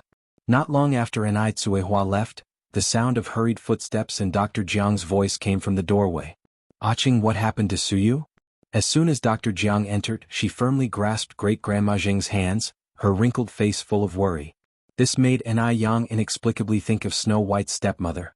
She didn't know if it was an illusion, but Anai Yang felt there was something very wrong with Dr. Jiang. Great-Grandma Jing truly regarded Dr. Jiang as a dear sister. Her eyes instantly reddened. Suyu's condition is very bad. I'll go check on her," Dr. Jiang comforted. "Don't worry, Suyu will certainly be all right." "Okay." Great-Grandma Jing nodded. Carrying a medical box, Dr. Jiang approached the bedside. "Has Yang Yang already examined your great-aunt?" Anai Yang nodded. Zheng Lingling quickly said, "Aunt Jiang, Yang Yang practices traditional Chinese medicine and doesn't have much research in mental diseases. Please examine Aunt Suyu quickly, don't delay her treatment." Dr. Jiang smiled and said, "Lingling, don't worry. I find this child Yang Yang to be very steady. Medical skills are passed down from generation to generation, and the essence remains the same. Whether it's Western medicine or traditional Chinese medicine, each has its own quintessence." Somehow, hearing Dr. Jiang say this, Zheng Lingling's originally nervous heart immediately calmed down. Since Dr. Jiang was going to examine Zheng Suyu, Anai Yang did not stop her but stood up to give Dr. Jiang her place. Dr. Jiang took out a stethoscope, sphygmomanometer and thermometer and pressed them against Zheng Suyu's body. Her technique was very professional. Clearly she was a very experienced old doctor. Zheng Lingling then asked, "Aunt Jiang, how is Aunt Suyu?" Dr. Jiang put down the stethoscope and spoke kindly, "It's all right. Thanks to Yang Yang's timely emergency measures, Suyu is now out of danger." "That's good." Zheng Lingling said, "Aunt Jiang, we're entrusting Aunt Suyu's care to you." Dr. Jiang continued, "I have to say I'm embarrassed.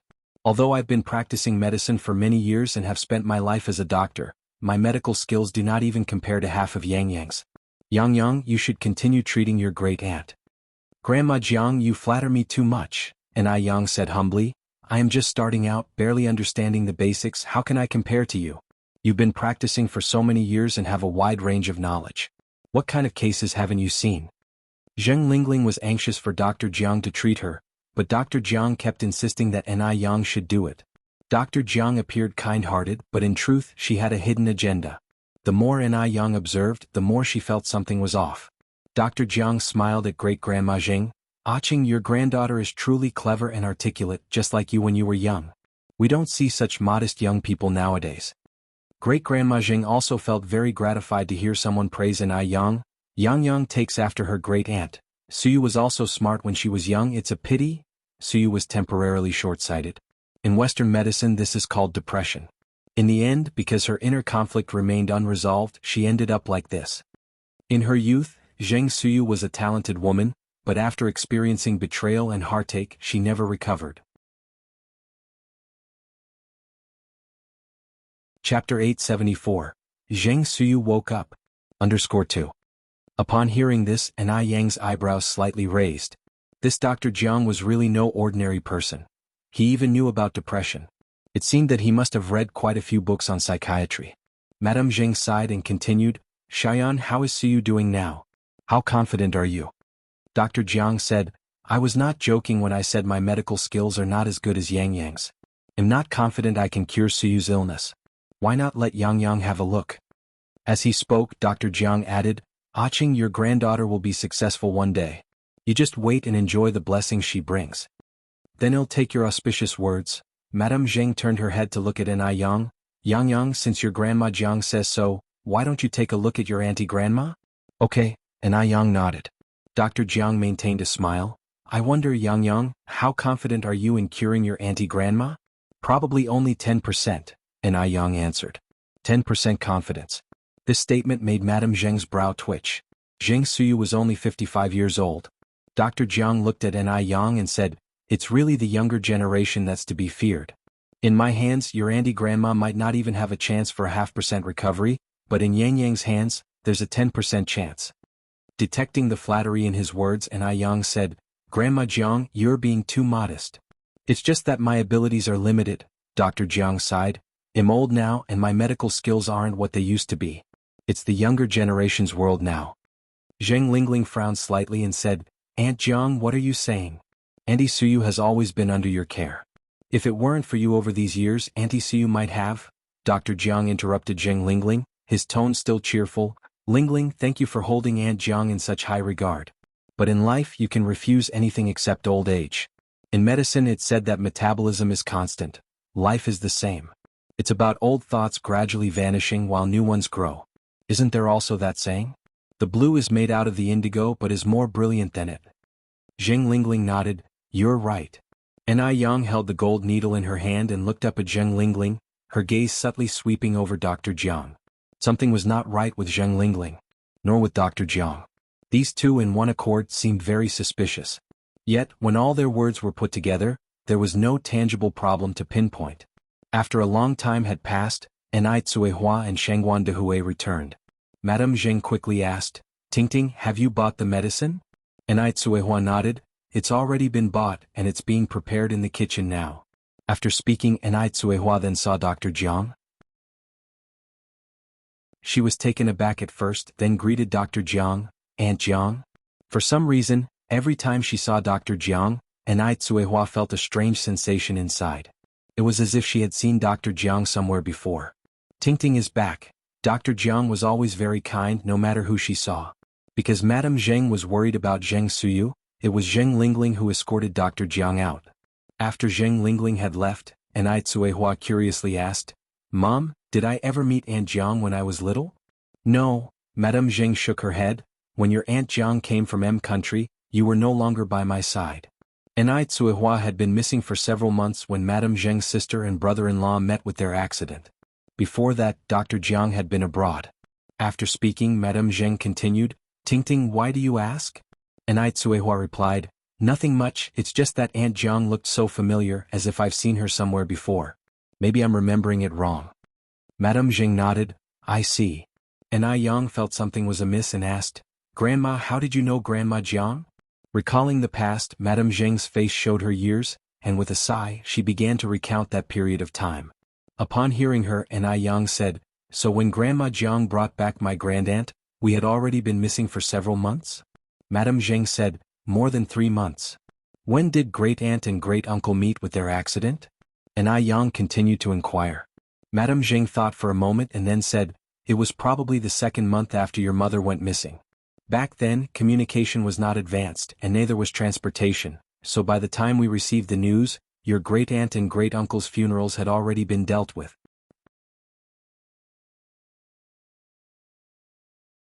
Chapter 875. Zheng Suyu regains consciousness. _3. Grandma Jiang had been living in M country before this? Ai Yang followed up with another question. Yes.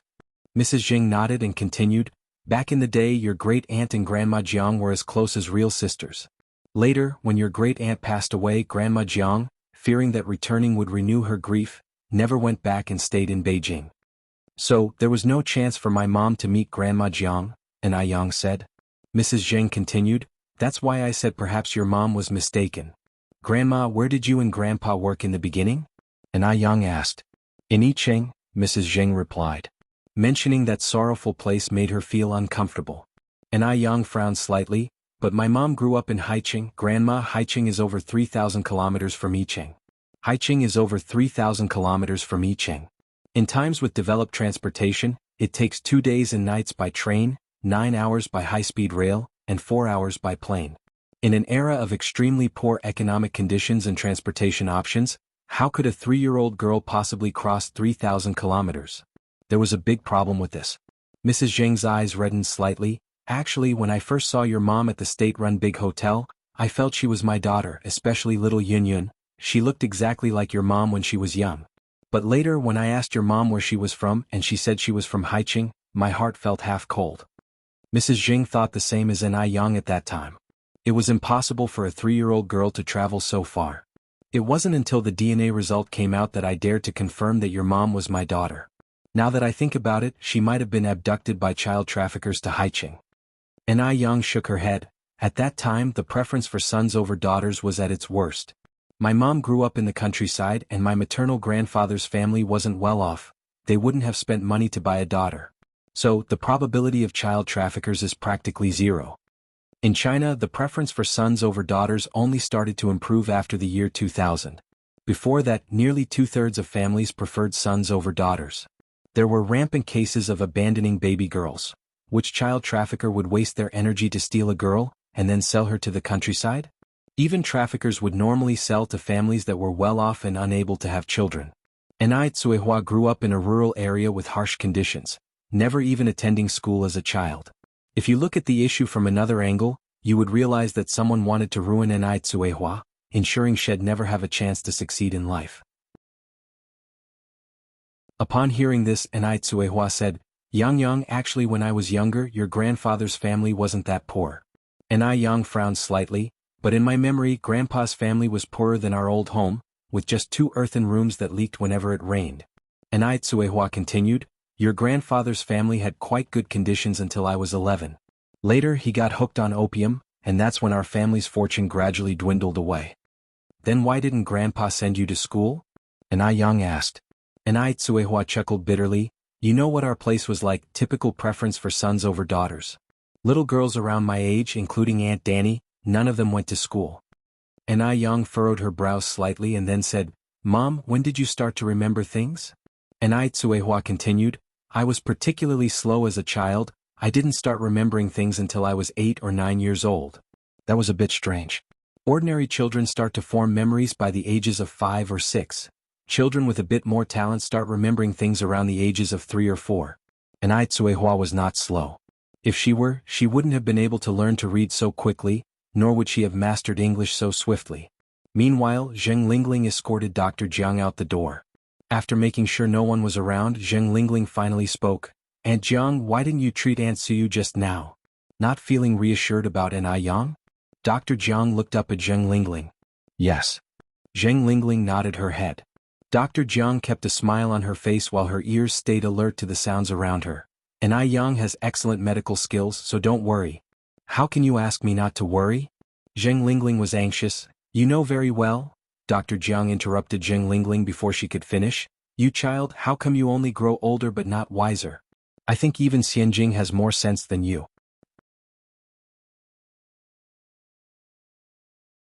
Chapter 876. Zheng Suyu regains consciousness.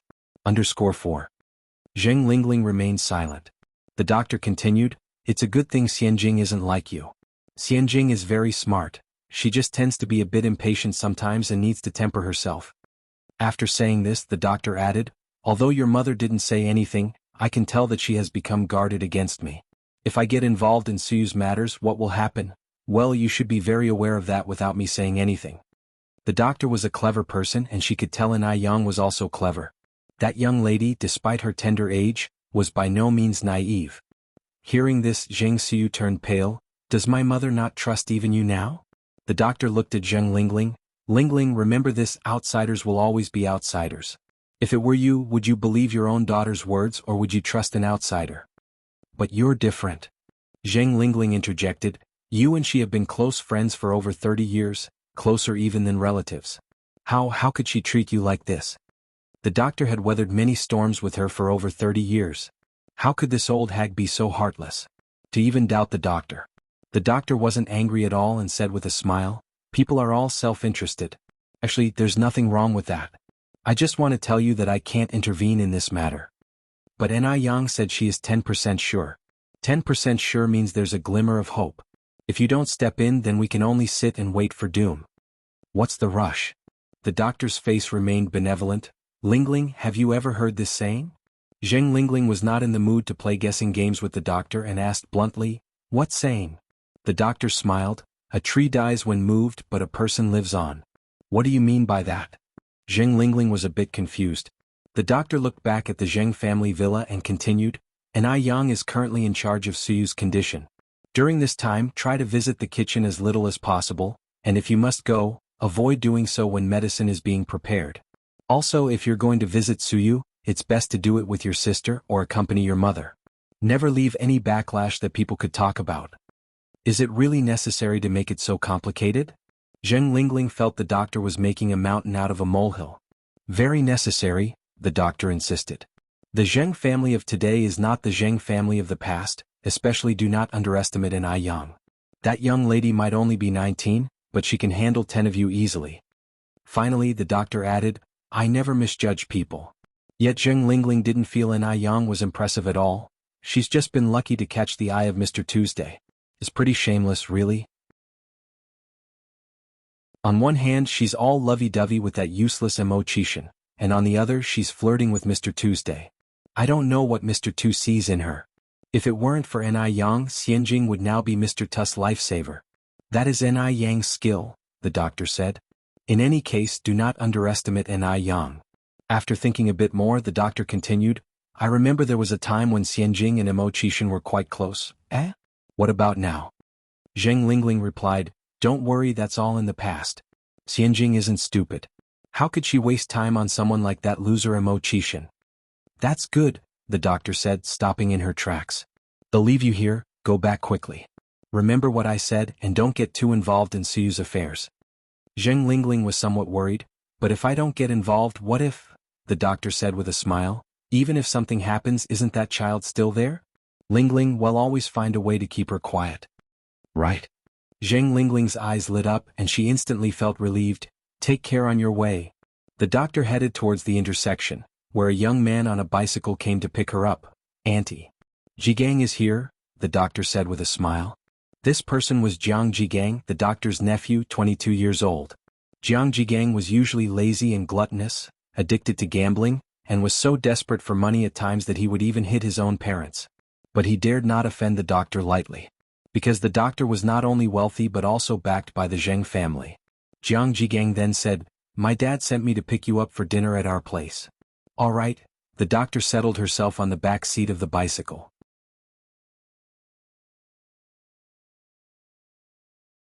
Chapter 877. Zheng Suyu regains consciousness. _5. Because Zheng Suyu's condition was very bad. So, the next day Ni Yang began to prepare to use the Ghost Gate 13 needles.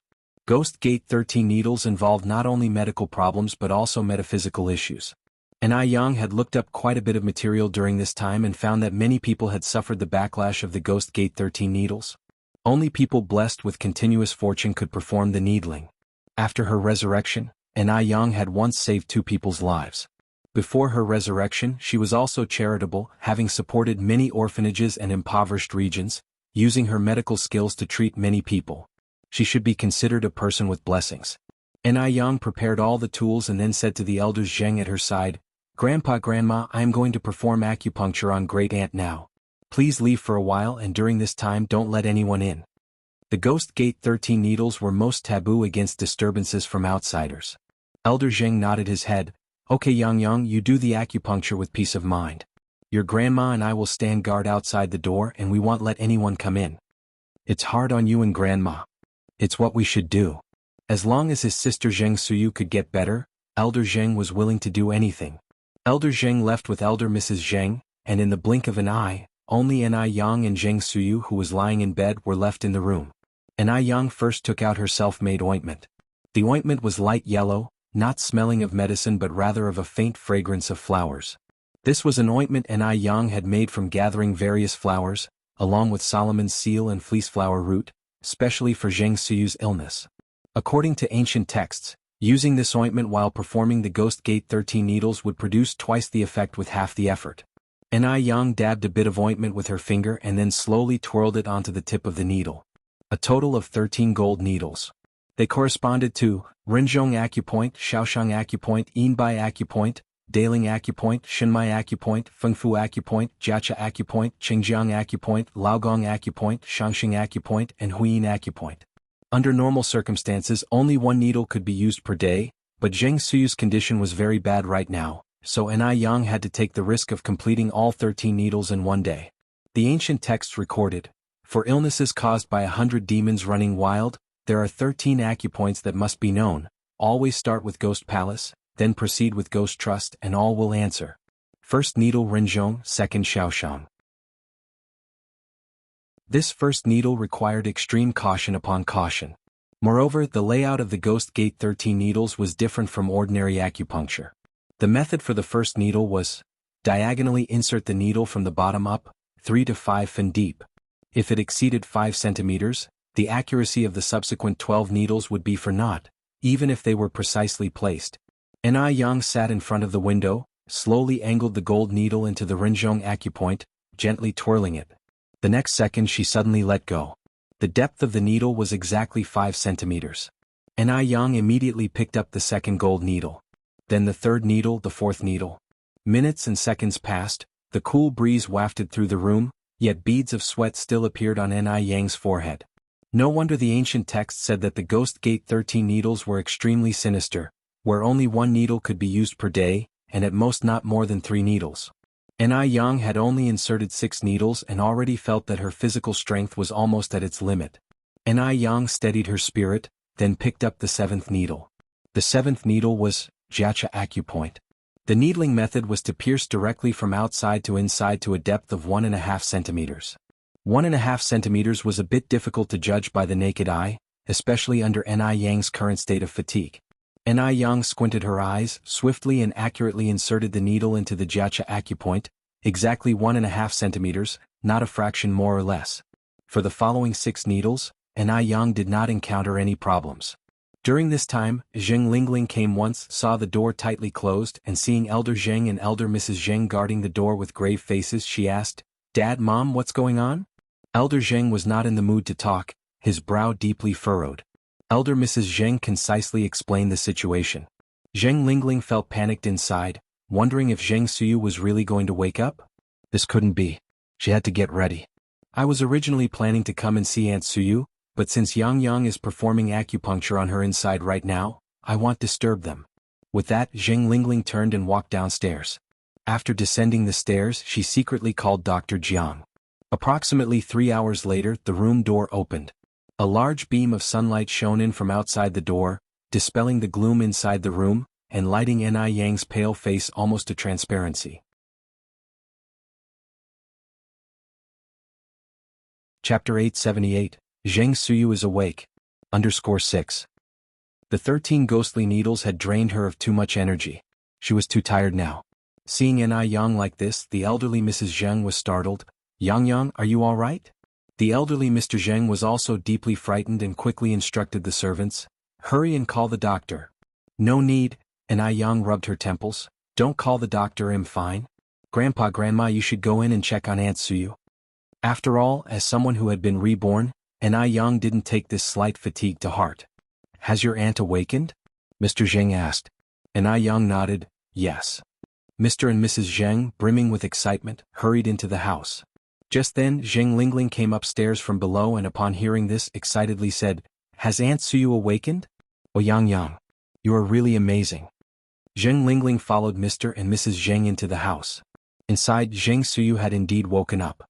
She was sitting up in bed, her gaze no longer as empty and lifeless as before but filled with a touch of sadness and sorrow. Mrs. Zheng's eyes instantly turned red. Suyu? You're better now, aren't you? You're back, aren't you?" Zheng Suyu looked at the elderly Mrs. Zheng in front of her, first stunned, then perplexed. "Old lady, who are you?" Mrs. Zheng's eyes widened, unbelievingly staring at Zheng Suyu. "Suyu, don't you remember who I am?" Zheng Suyu shook her head. "And me? Suyu, do you remember who I am?" Mr. Zheng leaned in close to Zheng Suyu. Zheng Suyu stared intently at Mr. Zheng, surprised. "Brother. You're my brother. Brother. How did you become like this?" In her memory, her brother was very handsome. Even in middle age he was still vibrant. The elderly man in front of her, bent over, his face full of wrinkles, his hair completely white, was vastly different from the brother in her memory. "Suyu." Mr. Zheng could no longer restrain himself and embraced Zheng Suyu. "Brother, what happened to you? Are you sick?" For a moment, Mr. Zheng released Zheng Suyu, his eyes red as he looked at Yang. "Yang, what happened to your aunt?" Yang continued, "During the acupuncture, there was a rejection reaction, causing Aunt Suyu to lose her memories of the past 30 years. So, the way she remembers you is still from 30 years ago." Zheng Suyu seemed confused by Yang's words. "Brother, who is she?" "Suyu, this is Tingting's daughter called Yang," Mr. Zheng said. "Tingting." Zheng Suyu thought for a moment. Wasn't Tingting lost? Has she been found again? Seeing his sister truly recover, Mr. Zheng was overwhelmed with emotion, tears streaming down his face. "We found her, Suyu, we have already found Tingting." Zheng Suyu had just woken up and everything felt cloudy and unclear. Her past was all very vague. Like a dream. Zheng Lingling got closer and said to Zheng Suyu, "Aunt Suyu, do you remember me?" "I'm Lingling. I have a daughter named Xianjing. When she was little you used to hold her often." "Lingling? Lingling." This voice sounded like an incantation, and the scene in front of her began to merge with a scene in her mind. Zheng Suyu's pupils constricted. "Suyu, you finally woke up, do you remember me?" "I am Jiang Yan." The doctor entered from outside. "Zheng Lingling, Jiang Yan." Tears welled up in Zheng Suyu's eyes in that instant. She remembered everything. At that moment, Dr. Jiang hugged Zheng Suyu tightly and choked out, "Suyu, you finally woke up. Finally woke up. That's wonderful. I knew Yang Yang would definitely find a way to cure you." Zheng Suyu's entire body trembled as if she had fallen into an ice cellar. Just as Zheng Suyu was about to push Dr. Jiang away, Dr. Jiang held her tightly, his gaze gradually turning cold, and in a very low voice said, "Do you remember that poor child?" "Poor child? What child?" Anai Yang subtly moved her ear and clearly caught this phrase. She knew something was not right with Dr. Jiang. It seemed that the matter would have to start with this child. She must not spook anyone for now. Anai Yang narrowed her eyes, a sharp gleam reflecting in them. Normally, such a quiet voice would be inaudible to ordinary people, but Anai Yang was no ordinary person. Ever since her rebirth and saving lives, her senses had been several times more acute than those of an average person. After hearing this, Zheng Suyu's tightly clenched fist gradually relaxed, her blood seemed to flow backward, she bit her teeth tightly, almost unable to control herself, and muttered with her head down, "I don't remember, I've forgotten you." Dr. Jiang's eyes reddened. "How can you just forget like that?" "Suyu, I am Jiang Yin, you used to call me Xiaoyan." "I don't remember." Zheng Suyu pulled the blanket around her and shrank back. "Suyu, take a good look at me." Aunt Suyu patted Dr. Jiang on the shoulder. "Suyu has even forgotten me, it's normal for her to forget you too as long as she is alright, that's all that matters." Dr. Jiang wiped away his tears looking at Zheng Suyu. "Aching is right, as long as she is alright, that's what matters. We can think about the rest slowly, I believe one day you will remember me." Next, Aunt Suyu introduced Anai Yang and Zheng Lingling to Zheng Suyu and mentioned the events that had happened over the years in the Zheng family. "Suyu, Tingting and her husband De Hui have gone to her husband's family. I have already sent someone to notify them, they will come back tonight." Zheng Suyu nodded. I would like to rest now, you all should leave." Dr. Jiang said with concern. "Suyu, then rest well, I will come see you tomorrow." Aunt Suyu sighed, somewhat worriedly said, "Suyu, then we will leave first, but if you need anything or remember anything, make sure to call us." Zheng Suyu said nothing more, lay down, and covered her head with the blanket. It seemed like she was avoiding something. After everyone left, Zheng Suyu hid under the blankets and soon low sobs could be heard from within the blanket. Constrained and oppressive. Downstairs, Dr. Jiang greeted Aunt Suyu with a smile. "Aching, I always said your granddaughter is smart. I treated Suyu for so many years without results, but as soon as Yang Yang stepped in, Suyu woke up." Aunt Suyu too smiled broadly, her daughter was found and Zheng Suyu had awoken. She had no regrets left in this life.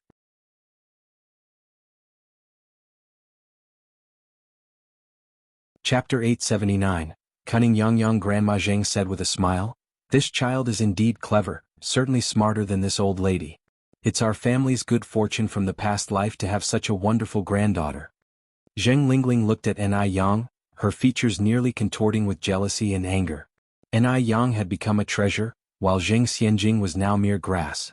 Who in the vast Zheng family even remembered Zheng Xianjing now? Before Anai Yang's arrival, Zheng Xianjing was the only granddaughter of the Zheng family, a master in music, chess, calligraphy, and painting, and a famous socialite within their circles. After the last birthday banquet, however, Zheng Xianjing had become a laughingstock. It was Anai Yang who had stolen everything from Zheng Xianjing. Had it not been for Anai Yang, Zheng Xianjing would still be the sole heir to the Zheng family. Now Zheng Lingling wished she could just strangle Anai Yang. Dr. Jiang was right, the most difficult person to deal with in the Zheng family was Anai Yang. Anai Yang, seeming young, actually had a high level of cunning, more difficult to deal with than 100 Anai Quihuas. Without Anai Yang, Anai Tsuehua wouldn't even be able to stand a chance against the Zheng family. Anai Yang felt a bit dizzy and stood up, saying, "Grandpa, Grandma, I'm feeling a bit lightheaded, he'll go upstairs to rest for a while." Old Master Zheng hurriedly stood up, saying, "Of course, go ahead and we'll call you when it's time to eat." Anai Yang nodded and walked upstairs. The 13 ghost needles were very draining, and Yang almost fell asleep as soon as she lay down on the bed. Dr. Jiang didn't stay long at the Zheng families either, chatted with Grandma Zheng for a while and then left. Just as Dr. Jiang got home, Zheng Lingling and Sun Wu showed up right on her heels. Now that Zheng Suyu had awoken, Zheng Lingling was of course anxious. And she wasn't the only anxious one, Sun Wu was too. Sun Wu had lived more than 20 years of good life, and if Zheng Suyu spilled everything without the big tree of the Zheng family to lean on, what would become of him? Would he have to go back to facing the cold winds of the northwest? Dr. Jiang looked at Zheng Lingling, slightly surprised. Why are you here? Zheng Lingling placed her bag on the coffee table. Aunt Jiang, as you've seen, Aunt Suyu's condition is worrying. What do we do now? We can't just sit around and wait for death, can we? Dr. Jiang poured Zheng Lingling a glass of water. We've gotten through many years, what's the rush? Where did Zheng Lingling have the mind to drink water now? Holding the cup she said, Aunt Jiang, I think Aunt Suyu seems to have realized something. If this continues and she recalls everything one day, we're all finished. The more Zheng Lingling thought about it, the more panicked she became, her face turning pale with fear. You're not wrong, Dr. Jiang nodded. Zheng Suyu has indeed recovered all her memories. Even Dr. Jiang hadn't expected Yang's medical skills to be so proficient, enough even to cure Zheng Suyu's hysteria. From the beginning she hadn't underestimated Yang, only to find she had still underestimated her in the end. Yang was even more formidable than she had imagined. Crash. The cup in Zheng Lingling's hand fell directly to the ground, shattering into pieces. Suyu, Aunt Suyu really remembered everything? Really? Before Dr. Jiang could finish her sentence, Sun Wu sprang up from the sofa. It's over. We're done for. We need to flee right now. Is that really all the backbone you have?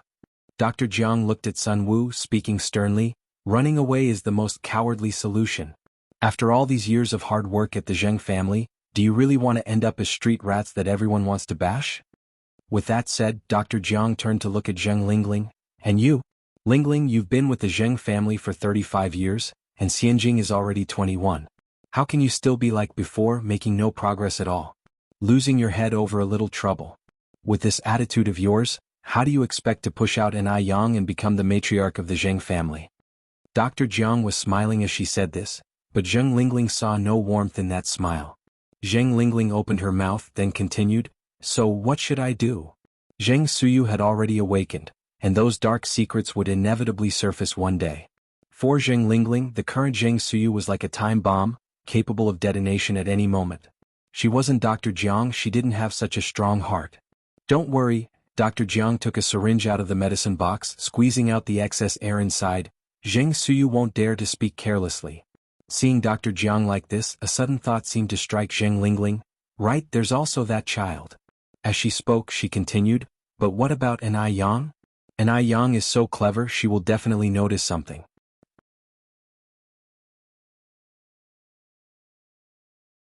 Chapter 880.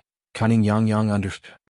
Dr. Jiang laughed, then plunged the cold syringe directly into his own arm, slowly pushing the plunger as the transparent liquid seeped into his vein. Then let's make her the second Zheng Suyu. The second Zheng Suyu? Sun Wu's eyes lit up. That's a good idea. It saves me from having to look at their family of 4, which I find so unpleasant. Before Shangguan de Hui arrived, Sun Wu was the only son-in-law of Master Zheng and Madame Zheng. Now, with Shangguan de Hui around, who was capable and ambitious, Sun Wu distinctly felt a change in Master Shangguan and Madame Shangguan's attitude towards him. Zheng Lingling frowned. It's easier said than done. Yang is not Zheng Suyu, someone we can easily manipulate. Dr. Jiang opened his eyes. You think Zheng Suyu was a pushover? Before this, Zheng Suyu was known throughout Beijing as the talented woman of Beijing. Back in the day, Zheng Suyu enjoyed limitless prestige. And in the end? She still ended up as the crazy old woman that everyone despised. The difference between a talented woman and a mad woman is but a single thought. So what do you plan to do? Zheng Lingling looked at Dr. Jiang. Let the most harmless person in the Zheng family do it, Dr. Jiang said. Zheng Lingling narrowed her eyes. Are you referring to Aunt Suyu? Dr. Jiang laughed outright. Lingling, you've finally caught on for once. Will she listen to you? Zheng Lingling countered. Dr. Jiang said, I can't frequent the Zheng household, so you need to handle this. Strike the snake at its weakest spot, and now Zheng Suyu's weakest spot is that child. Sun Wu said, but that child isn't... Shut up. Dr. Jiang directly interrupted Sun Wu before he could finish. Sun Wu quickly shut his mouth. Zheng Lingling nodded. I think I know what to do. Here, take this. Dr. Jiang handed Zheng Lingling a white glass bottle. Before Zheng Lingling could speak, Dr. Jiang continued, this liquid is colorless and tasteless. Give it to Zheng Suyu, I believe she will find a way to make an Yang drink it. Okay. Zheng Lingling reached out and took the glass bottle. Dr. Jiang added, an Yang is a doctor herself and much more sensitive to medications than most people. Tell Zheng Suyu to make an Yang drink it in 3 separate doses. Zheng Lingling nodded and then said, Zheng Suyu recovered from a severe illness before, what if this medicine has no effect on an Yang? Dr. Jiang looked at Zheng Lingling and countered, Lingling, do you know who the safest person in this world is? Zheng Lingling paused, not catching on. Dr. Jiang continued, the dead are the safest in this world. Realizing the deeper meaning in Dr. Jiang's words, Zheng Lingling's face turned pale with fright. Do we really have to do this? Although Zheng Lingling also wished for Ni Yang to die, she was more afraid of going to jail. The consequences would be unimaginable if this were to be discovered. This was also why she had never truly acted against the old Zheng couple. Patting Zheng Lingling's shoulder, Dr. Jiang reassured, to prevent an accident like what happened to Zheng Suyu, we have no choice but to do this. Lingling, don't let being too kind become your greatest weakness. If you had been decisive earlier instead of being indecisive, things wouldn't have ended up like this. Now you only have 2 choices. Either Ni Yang dies or your whole family perishes. Zheng Lingling was ashen. Sun Wu, usually a docile man, was not afraid at all. Aunt Jiang is right. Lingling, you have always been too indecisive. If we had taken care of those 2 old folks back then, where would Ni Yang, that little wench, get the chance to cause trouble? Zheng Lingling's legs trembled. This way we will end up in jail. Seeing Zheng Lingling's hesitant demeanor, Dr. Jiang became somewhat irritated. Dr. Jiang snatched the glass bottle from Zheng Lingling's hand. If you are too scared, then let's forget about this. After all, you are not a blood relative of the Zheng family. Let the Zheng fortune go to Zheng Tingting and Ni Yang. Sun Wu quickly interjected, Aunt Jiang, please don't be angry. Lingling is just confused momentarily. Zheng Lingling stood there stunned. With Sun Wu's persuasion, Dr. Jiang's expression finally softened a bit and then he said, with Zheng Suyu taking the heat up front, what are you afraid of? Following Dr. Jiang's lead, Sun Wu said, Lingling, Aunt Jiang is right. Even if things are exposed later, there's still that crazy woman Zheng Suyu. What are you scared of? It's not you who is poisoning Ni Yang.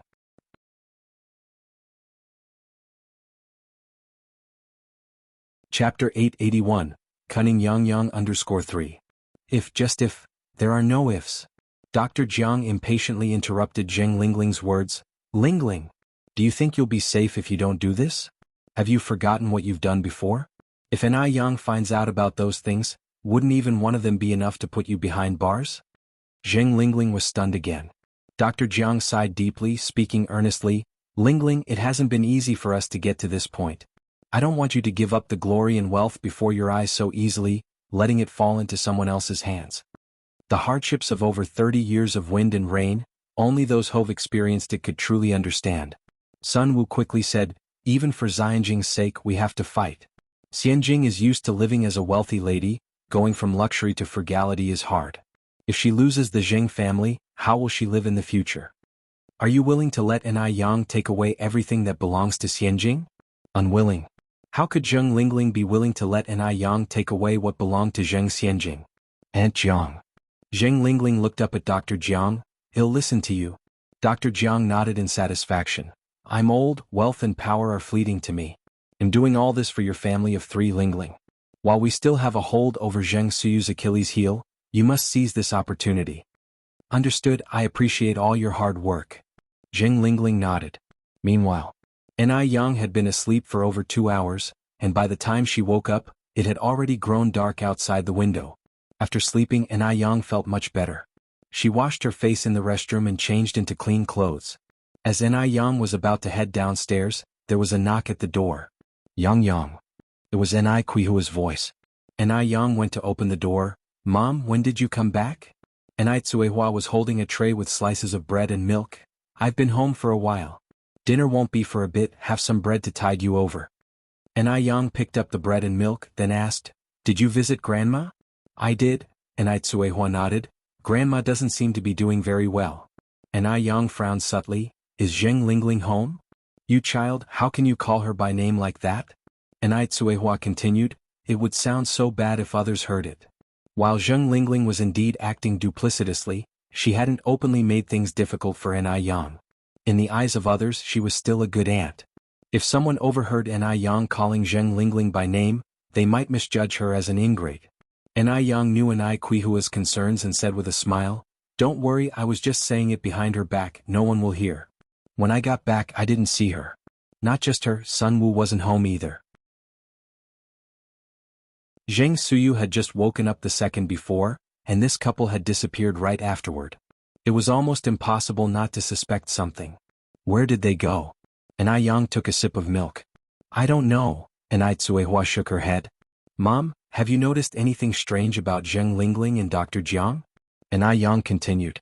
What do you mean? Tsuehua asked. Just very strange. Yang finished her last sip of milk, then said, Mom, let's go visit Grandma. Okay, Tsuehua nodded. The mother and daughter left the room and headed toward Zheng Suyu's room. Tsuehua reached out to knock on the door. Aunt Suyu, it's Tingting, may I come in? I'm very tired, let's talk about it tomorrow. Zheng Suyu's voice came from inside. Tsuehua looked up at Yang. Yang shook her head, let's leave it for now. It was too soon to rush things with Zheng Suyu just waking up. The mother and daughter headed downstairs. As they descended, they saw Zheng Lingling and Sun Wu returning home with Zheng Xianjing. Seeing Zheng Xianjing, old lady Zheng exclaimed in surprise, Xianjing, weren't you supposed to have classes today? Why have you come back now? I was fetched by my mom and dad, said Zheng Xianjing. I heard Grandma woke up, is it true? This explained why Zheng Lingling and Sun Wu had vanished as soon as Zheng Suyu woke up. Yang's lips curled subtly. This couple still had some brains. No wonder there's a saying in detective studies, those who seem the most normal are often the most abnormal.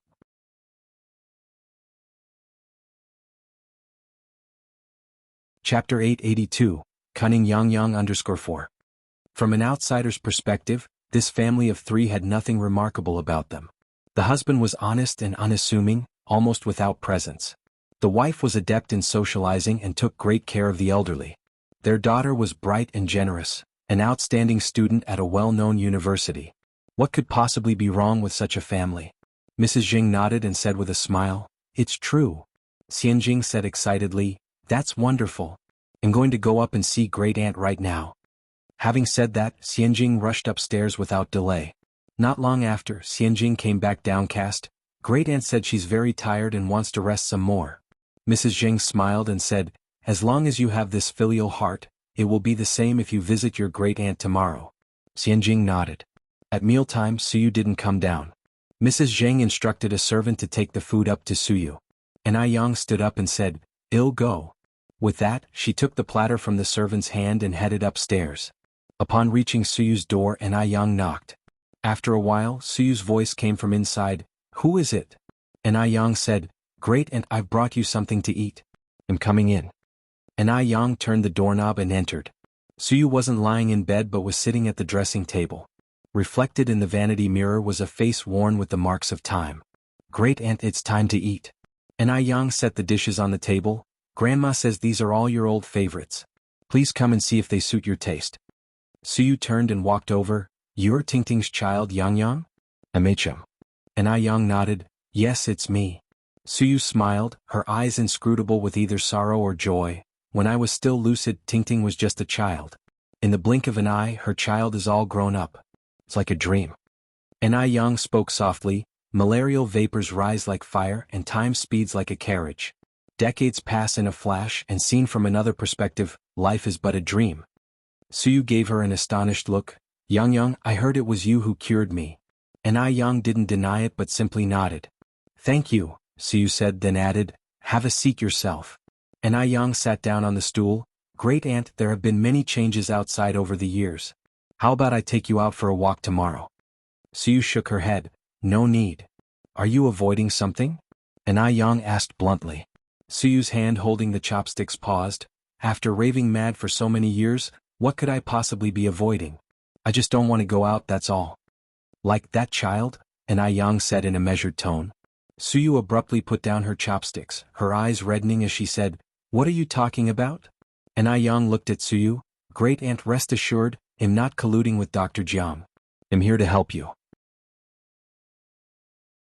Please tell me what exactly happened 30 years ago. From the current situation, it was clear that Suyu was the only one who knew the truth. I don't know what you're talking about. Suyu picked up her chopsticks again and continued to mechanically feed herself. And Yang continued, Great aunt, is the state you're in now the work of Dr. Jiang and Zheng Lingling? My grandma has been good to them already, why would they do this? Suyu didn't respond to Yang's words. If you don't answer, I will take it as your agreement, Yang pressed on. Who is that child? Just give me a little clue and I'm sure I can uncover the whole truth. Suyu remained silent, like a machine devoid of emotion, just eating. Yang frowned slightly and decided to use a different tactic. Judging by Suyu's reactions, what she cared about most was that child. Staying silent won't solve anything and might even harm that child. Don't tell me you're willing to watch that child meet with misfortune. From what I understand, neither Zheng Lingling nor Dr. Jiang is known for their compassion. Just then, Suyu hurriedly finished the rice in her bowl, looked up at Yang and said, I don't understand what you're saying. What child? I don't know anything. I need to rest now. Please leave. Great aunt, are you sure you don't want to say anything? I know that you're starting to recover your memories. There's nothing to say. Suyu pushed Yang towards the door. I don't understand anything you're saying.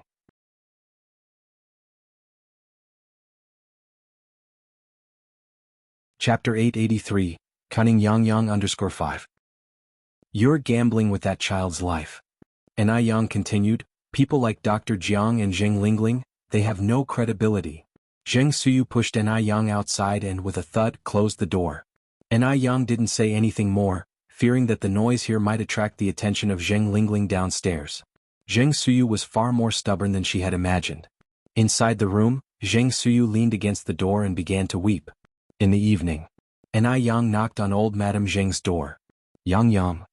Old Madame Zheng looked at Yang with some surprise. Yang smiled and said, I've come to bring you and Grandpa some nourishing tea. Old Madame Zheng said, Come in. Your grandpa isn't in the room. Where did Grandpa go? Yang asked. Old Madame Zheng casually closed the door. He went to talk with your great aunt to see if she can remember anything. Yang set the tray down on the table and then said, Grandma, I came over to talk to you about great aunt's situation. Hearing this, old Madame Zheng became very anxious. What's wrong? Is there something the matter with your great aunt? Yang shook her head. No, don't worry. That's good. Old Madame Zheng sighed in relief. The granddaughter and grandmother sat down on the sofa. Old Madame Zheng took a sip of the nourishing tea and smiled. This tea is good, very refreshing and without a medicinal taste, which I hate the most in teas. Upon finishing, old Madame Zheng continued, Yang, you just mentioned something about your great aunt? Yang followed up, great aunt has regained her memory. Old Madame Zheng straightened up in shock. Really? Yang nodded. She's just afraid to admit it. Old Madame Zheng found this somewhat confusing. Why wouldn't she admit it? Because there's someone in the family threatening her, Yang said. Old Madame Zheng frowned slightly. Someone in the family threatening her? Who would threaten your great aunt? Yang didn't hide it and directly said, I suspect it has to do with Dr. Jiang and Auntie. Dr. Jiang? Zheng Lingling? Old Madame Zheng was stunned for a moment. These two people, one had been her close friend for over 30 years, and the other was the daughter she had raised for over 30 years. Yang, how can you say that? Yang explained the situation with the child to old Madame Zheng. Grandma, I heard it very clearly at the time, it was Dr. Jiang threatening great aunt, which is why she's afraid to admit she has regained her memory. Child? Old Madame Zheng's brows furrowed deeply. Yang, is it possible you heard wrong? Your great aunt is still unmarried, how could she have a child? And why would Dr. Jiang threaten your great aunt? What would their motive be for such actions? For a moment, old Madame Zheng struggled to believe Yang's words. In her view, Zheng Lingling and Dr. Jiang had no motive to do such things. Perhaps Yang had misunderstood. Yang said, because great aunt knows some unspeakable secrets. Grandma, do you still remember when you and Grandpa were poisoned before? Old Madame Zheng understood the implication of Yang's words, but as you said, it could have also been caused by a reaction between food and medication. She couldn't believe that Zheng Lingling would poison her. Impossible. Zheng Lingling couldn't be that heartless. Over 30 years of mother-daughter affection wasn't fake. In this world, no mother would suspect her own daughter, even if that daughter wasn't her biological child. Grandma, I know you're a very kind person, but your kindness doesn't mean everyone is as kind as you, and Yang continued. Some people must be guarded against. Don't you find it strange how you and Grandpa fell ill before? Dr. Jiang is a doctor. It would be too easy for her to do something without making a sound. Old Madame Zheng sighed and followed up. Yang, I know your aunt can be a bit selfish sometimes, but her nature isn't bad. She's just a bit greedy. She's just covetous of the Zheng family's wealth. Actually, when I suspected that your mother was Tingting, I had 2 paternity tests done, and one of them was swapped by your aunt. Although old Madame Zheng hadn't spelled it out, she was well aware. At this moment, old Madame Zheng never imagined that the daughter she viewed as only slightly greedy was the one who would plunge the Zheng family into irrecoverable ruin.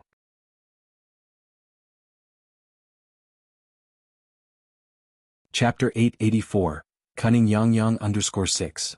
People die for money, birds die for food. Your aunt feared the Zheng family's estate would all be taken by your mother. I understood this, so I prepared my will early, splitting the Zheng family's estate evenly between your aunt and your mom. Though your aunt is not my biological child, I have never treated her differently. And Yang looked up at Grandma Zheng. Grandma, you are a good mother, but she might not be a good daughter.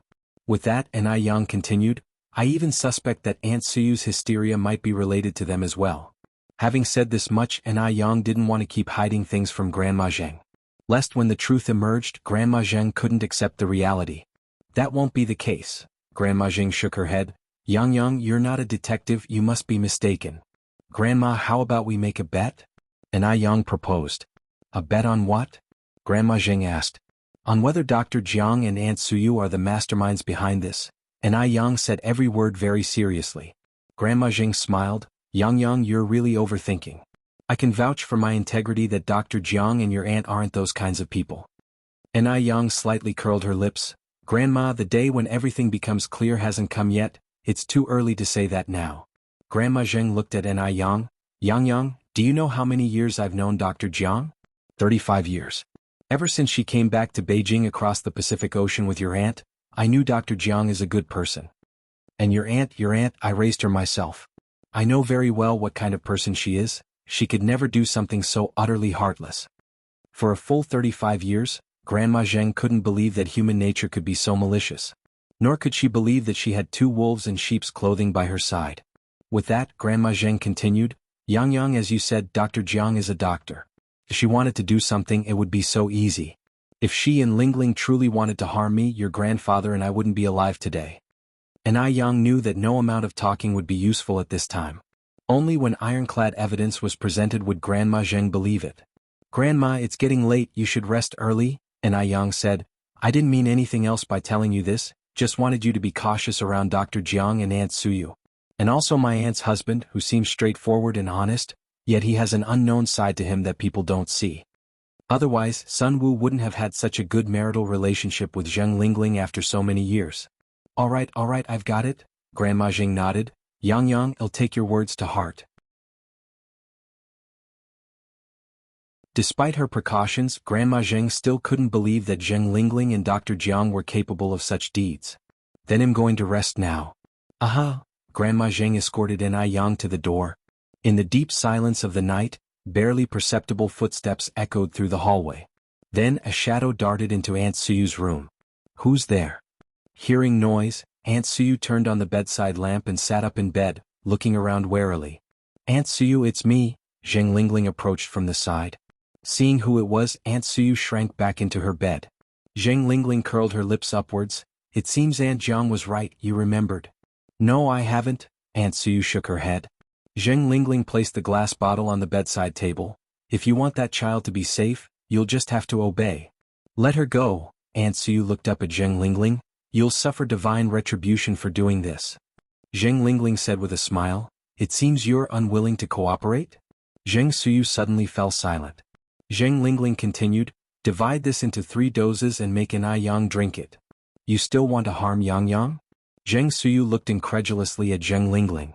Zheng Lingling said, Aunt Suyu, rest assured this is not poison. Yang will not be in mortal danger. If you're unwilling to cooperate, that poor child might not survive. Please don't do this, can't you not do this? Zheng Suyu knelt on the bed, constantly kowtowing to Zheng Lingling. Let her go. That child is too pitiful. I'm begging you. The doctor was right. What did being a talented woman of Beijing count for? She still ended up kneeling, fiercely trampled underfoot. And Ai Yang's future would only be more miserable than Zheng Suyu's. Zheng Lingling stepped back and said, Aunt Suyu, you were once known as a talented woman in Beijing. I really can't accept such a grand gesture from you. With that, Zheng Lingling picked up the glass bottle from the table. Since you're unwilling to cooperate, I won't force you. After all, a twisted melon is not sweet. After speaking, Zheng Lingling turned and walked towards the door. She was gambling. Gambling on whether Zheng Suyu would let the child go. Wait. Zheng Suyu suddenly ran down from the bed and grabbed Zheng Lingling's sleeve. Zheng Lingling turned to look at Zheng Suyu. Aunt Suyu, do you have something else to say? I agree. Zheng Suyu stammered, I agree. I'll agree to anything. Zheng Lingling bent down to help Zheng Suyu up. Aunt Suyu, a wise man submits to circumstances. You should have agreed earlier. Don't worry, the child is living well now, no one will trouble her. Having dealt with Zheng Suyu, Zheng Lingling felt very refreshed, even still smiling as she left Zheng Suyu's room. When she reached the staircase, Zheng Lingling encountered Ai Yang. Yang, what are you doing downstairs so late? Zheng Lingling narrowed her eyes. Knowing Ai Yang was not as simple as she seemed, Zheng Lingling now dared not underestimate her. Ai Yang's face was full of harmless smiles, highlighted by slight dimples. I went downstairs to get some water. Dinner was too salty tonight. Auntie, are you also going downstairs for water? Zheng Lingling nodded. Yes, I'm also going downstairs for water. It's getting late, you should rest after you drink. Ai Yang turned and glanced at Zheng Lingling's back, the curve of her lips becoming more pronounced. It seemed, Zheng Lingling was not as smart as she thought. But that doctor, who knew how many times craftier he was than Zheng Lingling. Now the urgent task was to find that child quickly. Thankfully Ai Yang and Xiaozhou from the detective agency were particularly familiar. Otherwise this matter could really be tricky. As soon as Zheng Lingling returned to her room, Sun Wu asked impatiently, How did it go, Lingling? Is everything settled?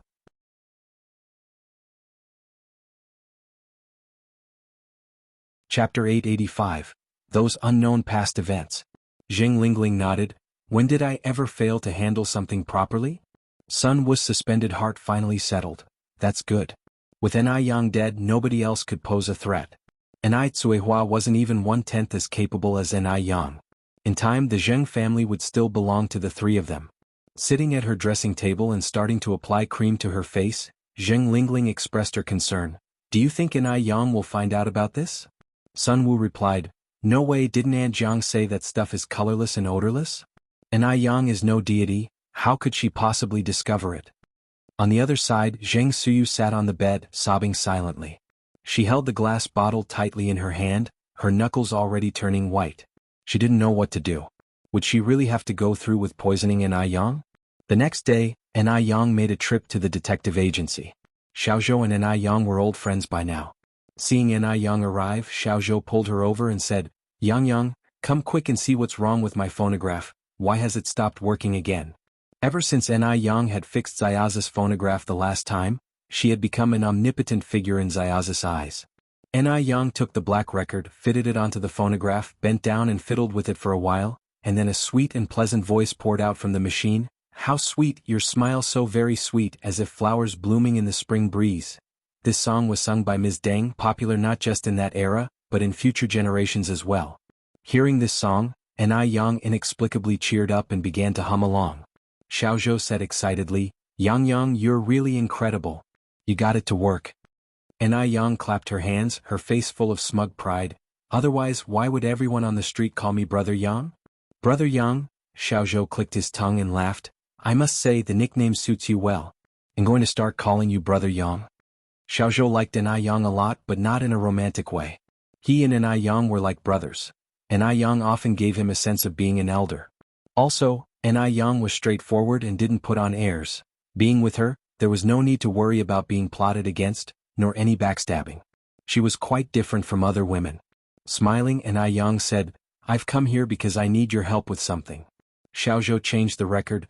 I knew it, Brother Yang never comes without a reason. Out with it, what do you need this time? Ai Yang said, I'd like you to help me look into my great-aunt. Xiaozhou was startled, taking a moment to process. Your great-aunt, who's that? As he spoke, it seemed like he remembered something and then said, I recall your mother is the daughter from the Zheng family who went missing for many years, right? So by that account, your great-aunt would be the celebrated Beijing beauty from 30 years ago? Zheng Suyu had made a strong impression in Beijing back in the day. Even now, quite a few people still remember Zheng Suyu. Right? And Yang nodded. My great-aunt is Zheng Suyu. Xiaozhou said, your great-aunt used to be a great talent. My dad was particularly fond of her. So, what about your great-aunt do you want to look into? And Yang said, I want you to help me investigate my great-aunt's past. I want to know what exactly she went through these past 30 years. Upon hearing this, Xiaozhou continued, I've heard that your great-aunt's mental health hasn't been very good for some years, right?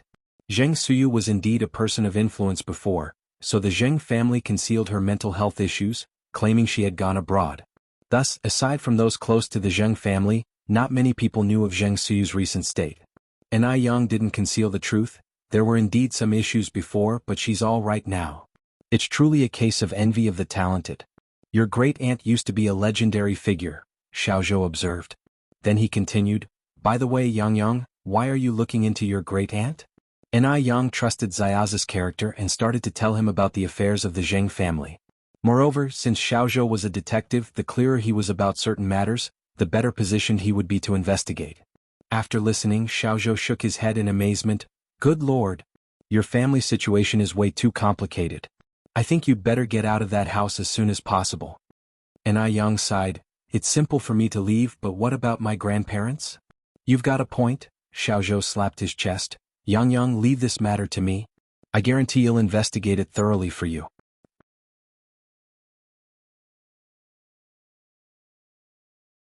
Chapter 886. Those Unknown Past Events. _2. I trust you, and Yang took out 2 stacks of cash from his bag.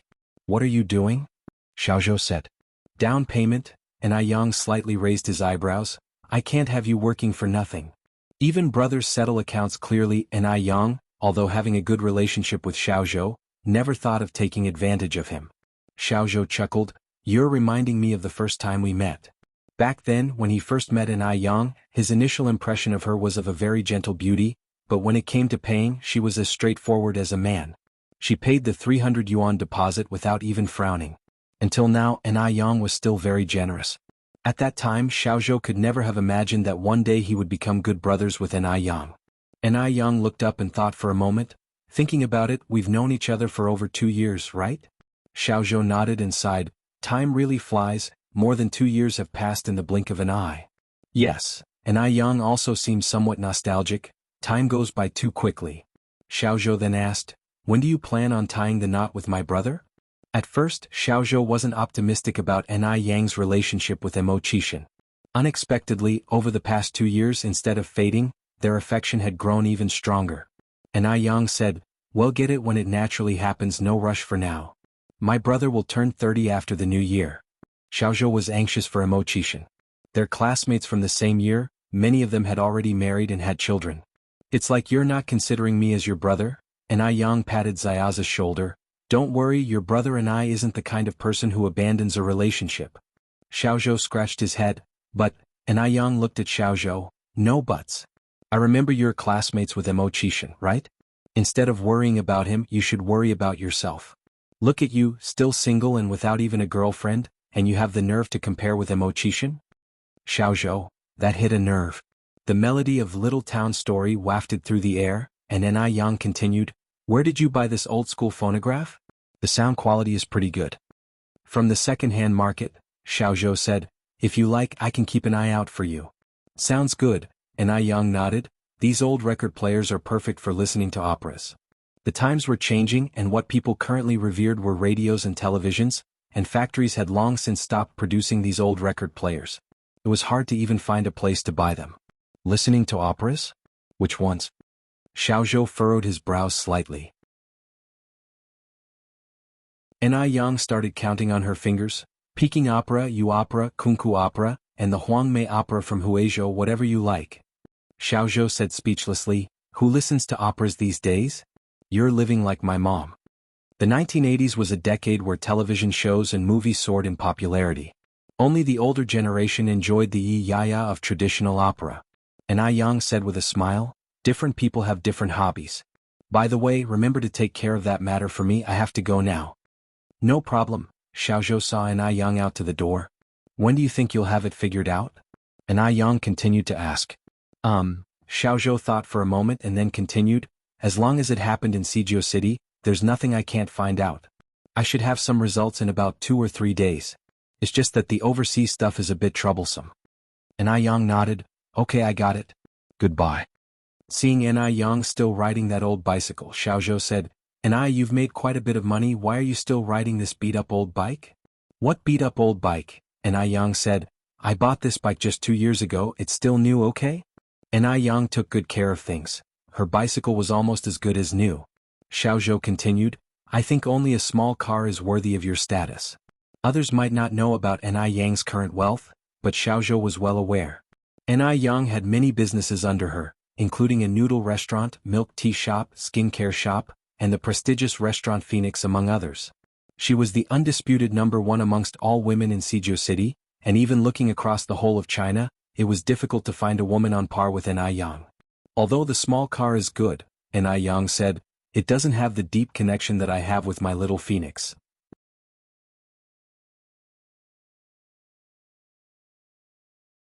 Chapter 887. Those Unknown Past Events. _3. From having nothing to having everything, this bicycle had witnessed Yang's growth, so she was reluctant to replace it.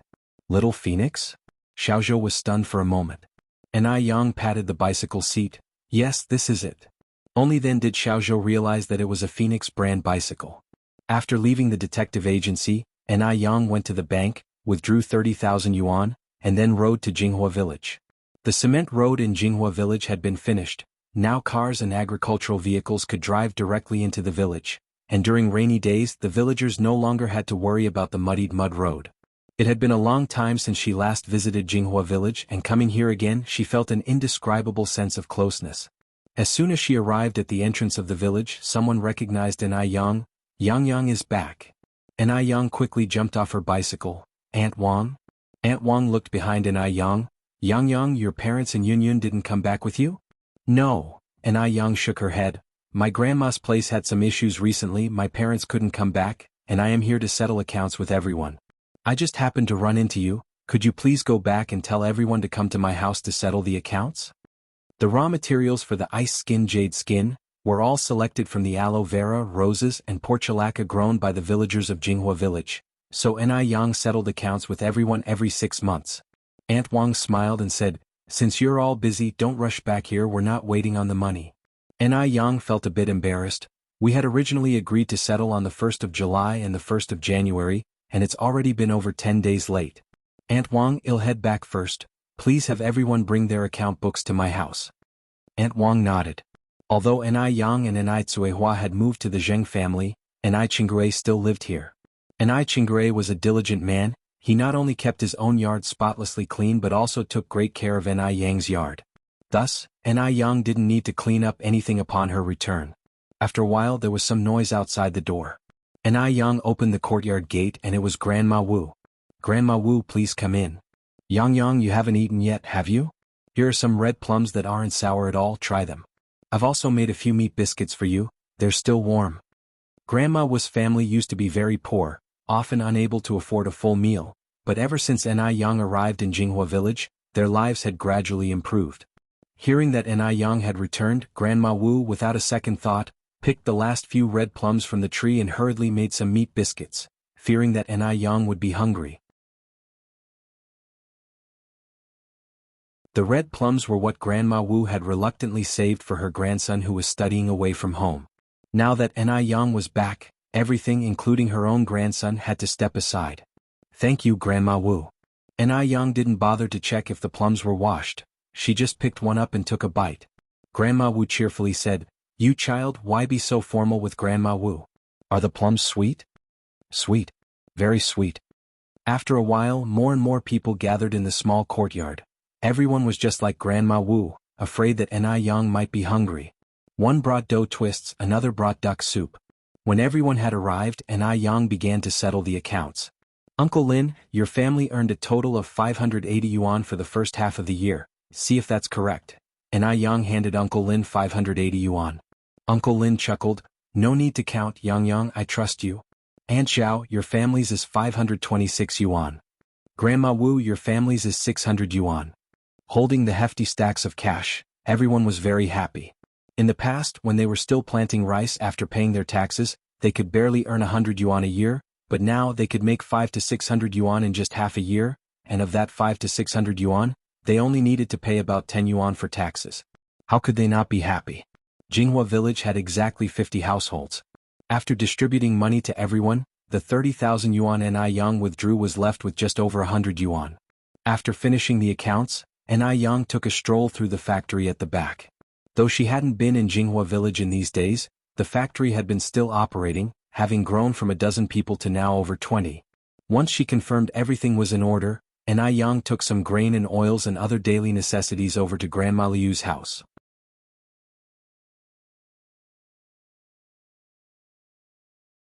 Chapter 888, Those Unknown Past Events.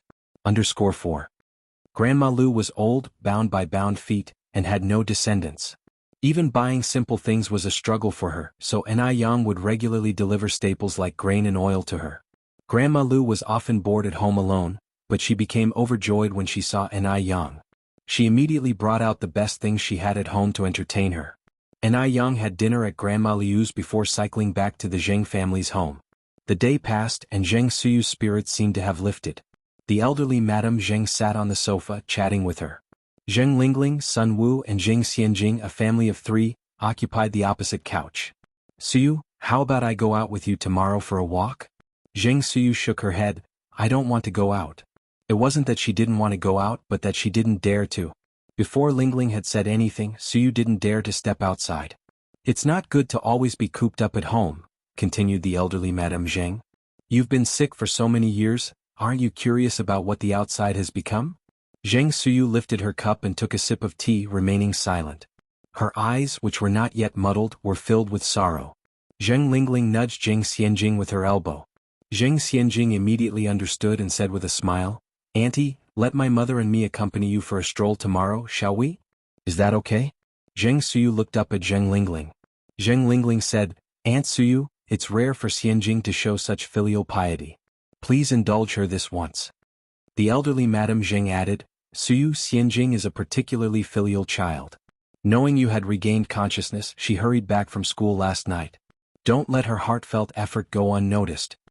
Auntie, where are you all planning to go for fun? Take me with you, please? Yang entered from outside. Zheng Lingling glanced subtly at Zheng Suyu. Zheng Suyu immediately said, I don't want to go out these days. When I feel like going out, I'll call you to join us. It's more lively with more people. Okay, Yang nodded. The elderly Madame Zheng looked at Yang, continuing, Yang, where have you been? You've come back so late. Yang said, I went back to the village for a bit.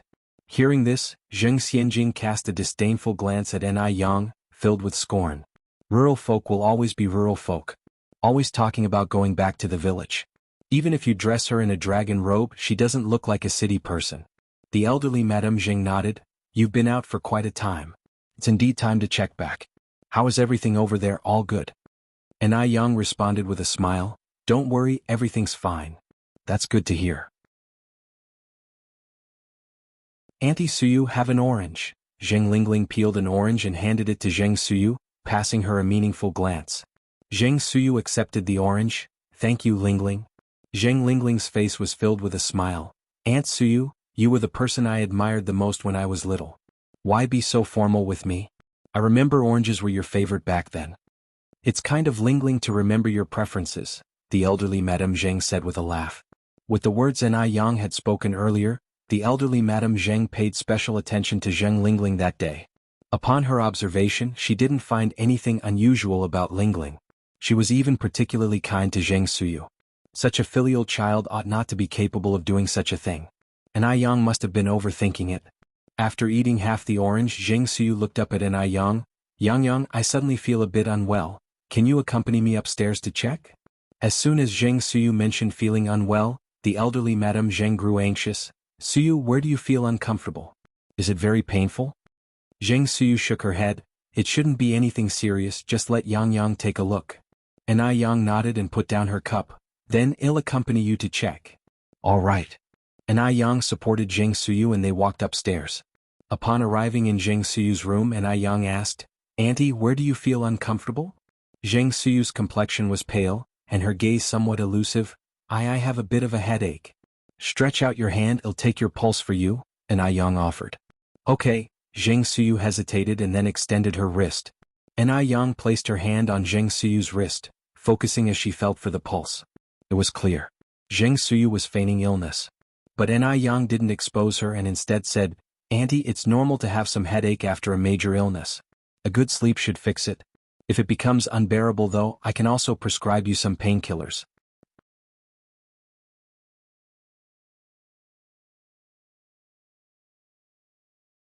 Chapter 889, Those Unknown Past Events. _5. No need. Fearing that Yang might discover something, Zheng Suyu quickly withdrew her wrist. Yang continued, Granny, do you remember anything now? Nothing. Zheng Suyu shook her head. Yang said, Granny, since I have the ability to restore you to normal, I also have the ability to save that child. Don't you trust me? Zheng Suyu shook her head again. I don't understand what you're talking about. It wasn't a matter of mistrust. It was a fear to trust. How old was Yang? She was only 19. Who were Zheng Lingling and Dr. Jiang? Could a young girl like Yang really outwit Zheng Lingling and Dr. Jiang?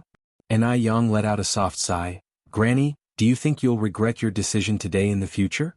Zheng Suyu didn't speak. There was a moment of silence, then Zheng Suyu continued, Yang, you must be thirsty, right? I'll go get you some water to drink. Thank you, Granny. Yang nodded. Since Zheng Suyu was unwilling to cooperate with her, then she would have to accommodate Zheng Suyu. Zheng Suyu went to the table to pour water, perhaps not even realizing herself that her hand was shaking the whole time. She didn't want it to be this way. But she had no choice. Zheng Lingling had said, it wasn't poison and it wouldn't endanger Yang's life. Yang, drink this water. Zheng Suyu handed the glass to Yang. Yang took the glass. Thank you, Granny. As the words fell, she pretended she was about to drink the water.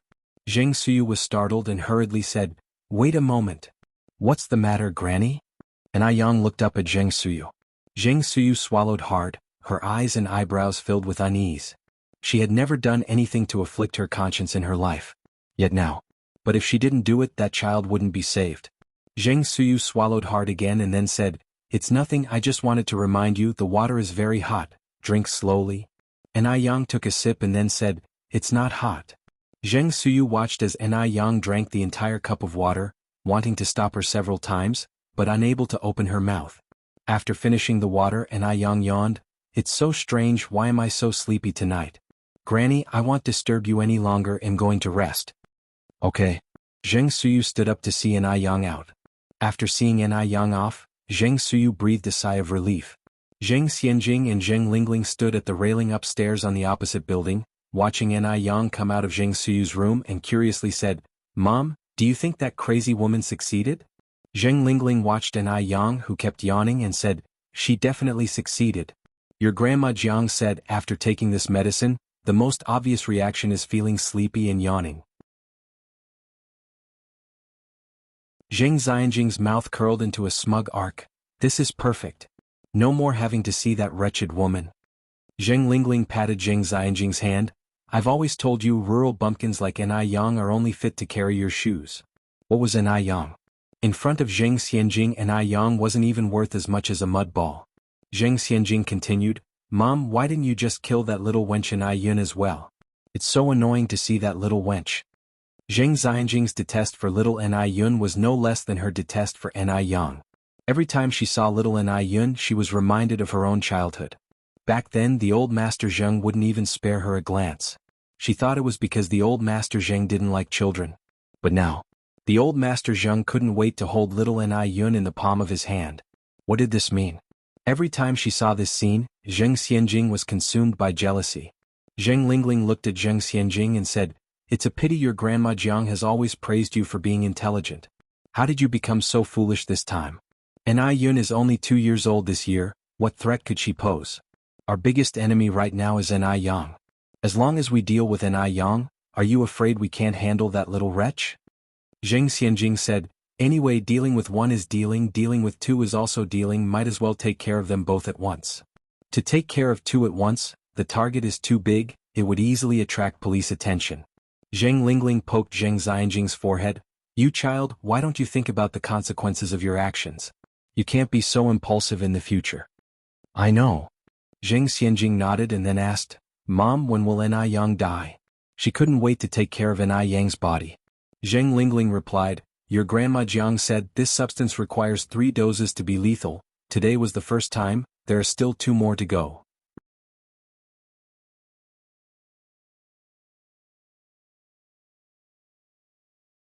Chapter 890, Those Unknown Past Events. _6.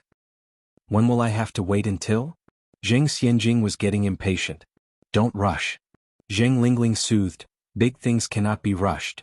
Zheng Xianjing narrowed her eyes and continued, once Yang dies, her things will all be mine. By the way, Mom, do you know how rich Yang is now? What do you mean? Zheng Lingling turned to look at Zheng Xianjing. Zheng Xianjing continued, you know about Ice Skin Jade Beauty, right? Zheng Lingling nodded. Now, who doesn't know about Ice Skin Jade Beauty? Zheng Xianjing said, Ice Skin Jade Beauty belongs to Yang. Really? Zheng Lingling exclaimed in surprise. Really?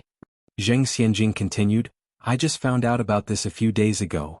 A few days ago, Zheng Xianjing and her classmates went to Ice Skin Jade Beauty to shop and overheard Yang talking to employees. Only then did they discover that Ice Skin Jade Beauty was Yang's. At that moment, Zheng Xianjing was shocked. Why would Yang own Ice Skin Jade Beauty? Yang was just a country bumpkin. How could she have established Ice Skin Jade Beauty? It was obvious that Ice Skin Jade Beauty must be a property of the Zheng family. It must have been secretly given to Yang by old Master Zheng and old Madame Zheng. It was just too unfair. Zheng Lingling and Zheng Xianjing shared the same thought. Even if Yang was impressive, she was just a 19-year-old girl. How could she possibly have established Ice Skin Jade Beauty? If Yang were really that capable, she wouldn't care about the Zheng family's wealth. Ice Skin Jade Beauty must have been a gift from old Master Zheng and old Madame Zheng to Yang. These two old fools are just too biased. Who knows how many good things they secretly gave to Yang, and yet they put on a righteous front, claiming they are not biased. If this wasn't considered biased, then what would be? Zheng Lingling was furious. Zheng Xianjing comforted her. Mom, don't be angry. After all, Yang won't live much longer. Whatever should be ours will still be ours. Zheng Lingling nodded. That little bitch deserves to die. Weary from yawning, Yang returned to her room and immediately after closing the door, her expression turned cold and sharp. Zheng Suyu's reaction was beyond her expectations. It seemed that the child was very important to Zheng Suyu. While thinking about this, Yang picked up a gold needle and pricked it onto an acupoint on her wrist. Soon, beads of sweat appeared on her forehead. Afterward, Yang took a bath with rose petals. Once she finished bathing, Yang sat at her desk to write a letter to Imo Chishan, who was far away. The writing paper at that time was very dull, so Yang sketched the light shadow of a plum tree with a fountain pen. The letter was brief but emotive. She filled 2 pages but felt she hadn't written anything substantial. The next day, for a change, Yang slept in. She normally woke up at 7 o'clock but did not get up until 8:30 that morning. After 9 o'clock, Yang came downstairs yawning. Zheng Lingling asked with concern, Yang, why did you get up so late this morning? While yawning, Yang replied, I don't know what happened last night. I fell asleep as soon as I hit the bed, but I just couldn't get up this morning. It was very uncomfortable. Zheng Lingling followed up, Yang, do you want to go to the hospital and have it checked? Yang gestured with a wave of her hand, no need. I am a doctor myself, I know my own body. A sarcastic gleam appeared in Zheng Lingling's eyes upon hearing those words. Yang was indeed intelligent, but she was overly confident.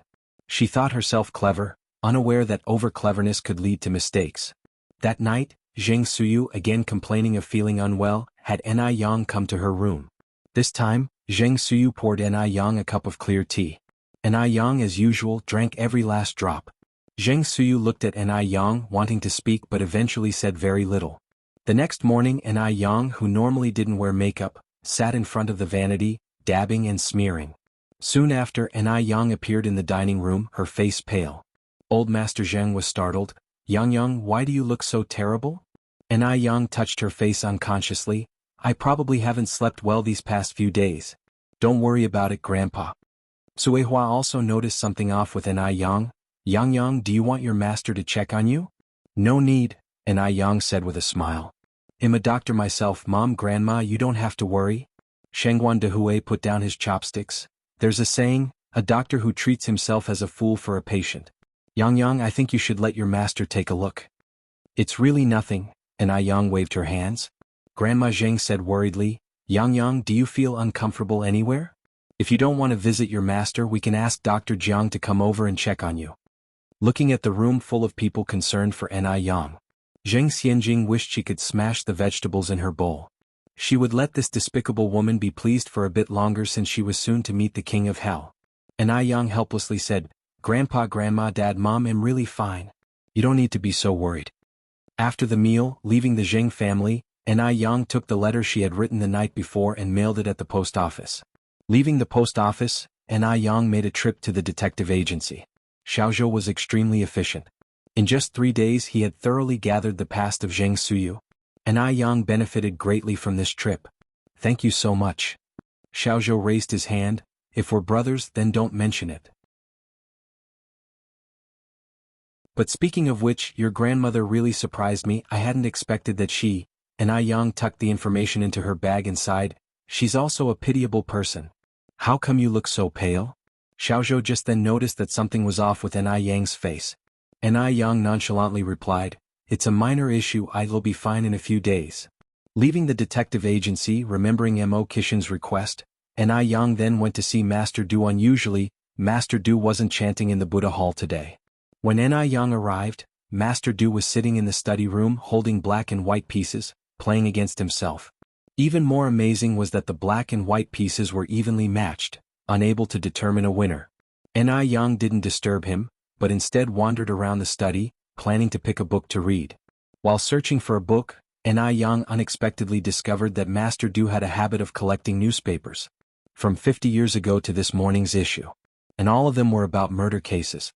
Anai Yang wasn't interested in murder cases, but her eyes caught a line of text and she pulled out that newspaper. Sijio City Evening News. Yesterday morning, an unidentified infant girl's body was found on the riverbank near the ferry crossing.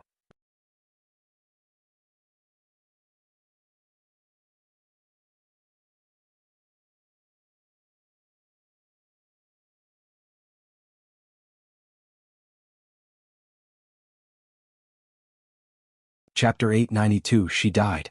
_2. Duo is after all her bird. It would be so embarrassing if Master Du thought, like Mo Baichuan, that Shed used it to deliberately attract his attention.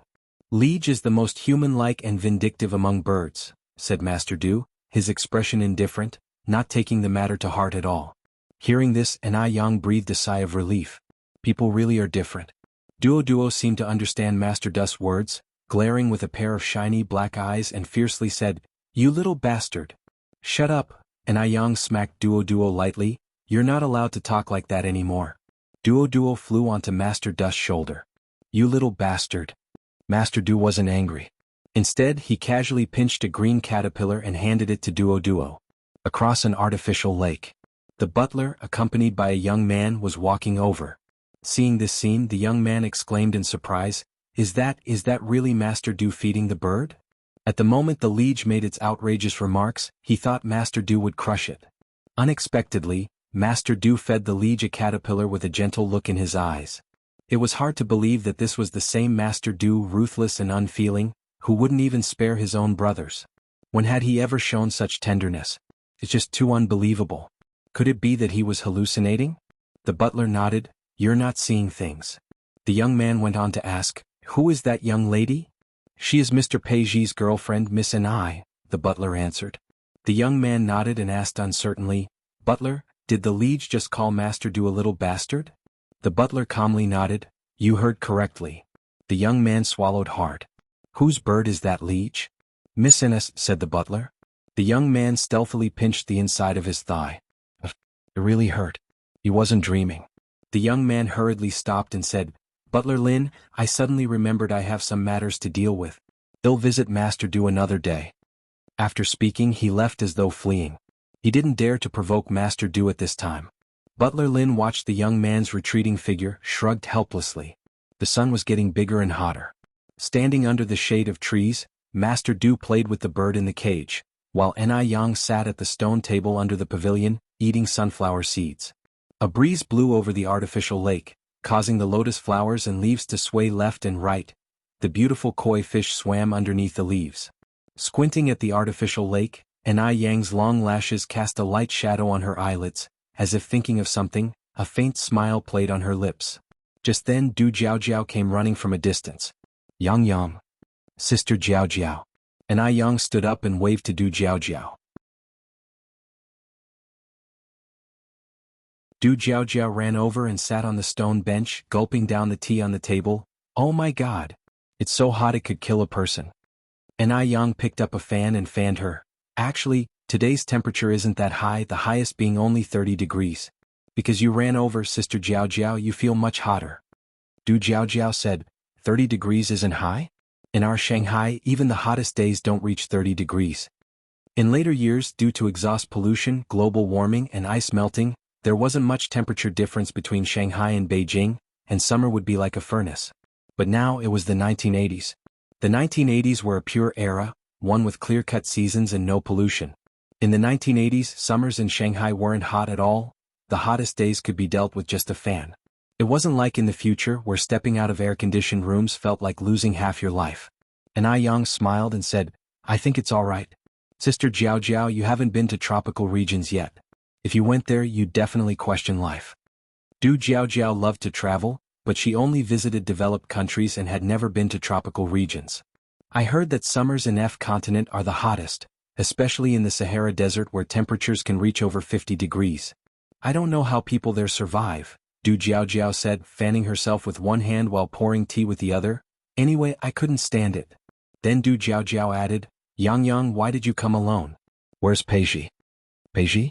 Yang was momentarily stunned before she realized that Du Jiaojiao was referring to Mo Qishan.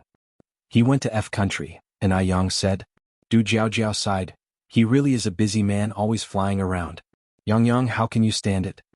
Yang smiled and said, distance makes the heart grow fonder.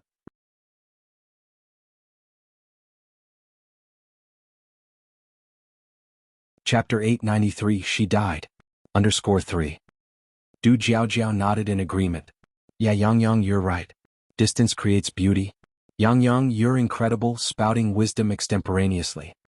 Yang continued, I didn't come up with this saying, I heard it from someone else. The phrase, distance creates beauty, is popular in later generations and doesn't have a specific source. It's a famous proposition in aesthetics. Although she didn't have a specific source, Yang didn't want to claim the saying as her own. If she did, she wouldn't be any different from the Xianxia of the past. Du Jiaojiao scratched her head. But I've never heard anyone else say it before. Yang added, out of sight, out of mind, isn't that how the saying goes? I just happen to have a good memory and have kept it in mind till now. Du Jiaojiao nodded. Whoever came up with that saying must be impressive. I think so too, Yang agreed. Du Jiaojiao still felt hot and turned to look at the artificial lake filled with lotus flowers. She said, Yang, let's go down and pick some lotus seeds. They're really sweet right now. They could also cool off under the lotus leaves. The artificial lake was quite large but not very deep, with the deepest part just a little above the knees. Yang looked at the artificial lake and then at the several wild ducks under the lotus leaves. There are leeches in this mud, right? Yang wasn't afraid of snakes or mice, but she had a fear of sticky leeches and slugs. Back in Dam Village, she often went into the fields to plant rice and would always wear long rain boots or leg wraps soaked in salt water to repel the leeches, which hate salt. Now just the thought of that scene made Yang's skin crawl. After hesitating, Yang said, I don't want to go down, Sister Jiaojiao. I'll just watch you from here. Du Yi, who was nearby, raised an eyebrow slightly. I'm surprised there's something you're afraid of. To this day, Du Yi couldn't forget the sight of Yang swallowing a snake gall. Even thinking about it now made his stomach churn. Yang raised an eyebrow too. Everyone has their weaknesses. Du Jiaojiao pointed at Du Yi. He doesn't have any weaknesses. Yang followed up, Then you should ask him if he dares to swallow a snake gall raw. Du Jiao incredulously said, you can swallow a snake gall raw? And Yang nodded. Snake gallbladder is a precious thing. Sister Jiao, don't you want to go down to the lake? Go ahead, I'll wait here for you. Remember to pick lots of lotus seeds. Let's go together, Du Jiao said, tugging at Yang's arm. Don't worry, we're not going directly into the water. We'll go by boat. On hearing there was a boat, Yang reluctantly agreed. Du Jiao had the servants fetch someone who could row a boat, then she stood at the bow and looked back at Du Yi.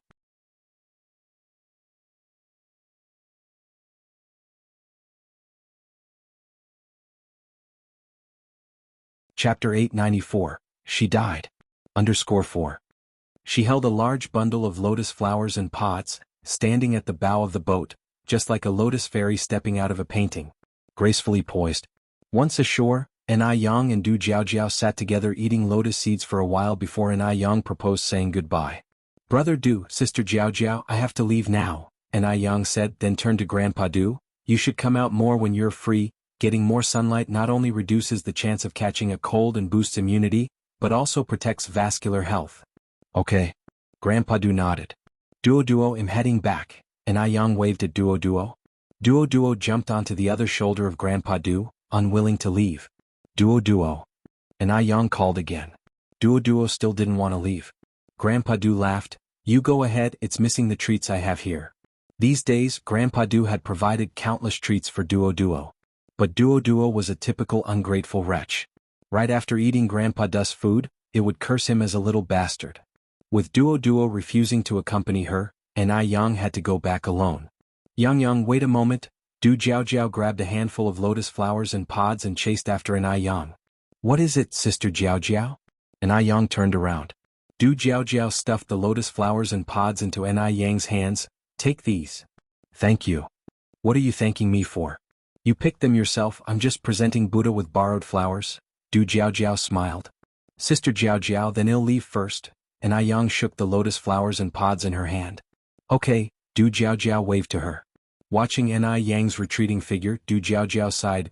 Ah, to be young is wonderful. Grandpa Du glanced at Du Jiao. You are not old either. I'm already 36. Du Jiao shot Grandpa Du a look. Then Du Jiao added, I feel something was off with Yang today. Did you see?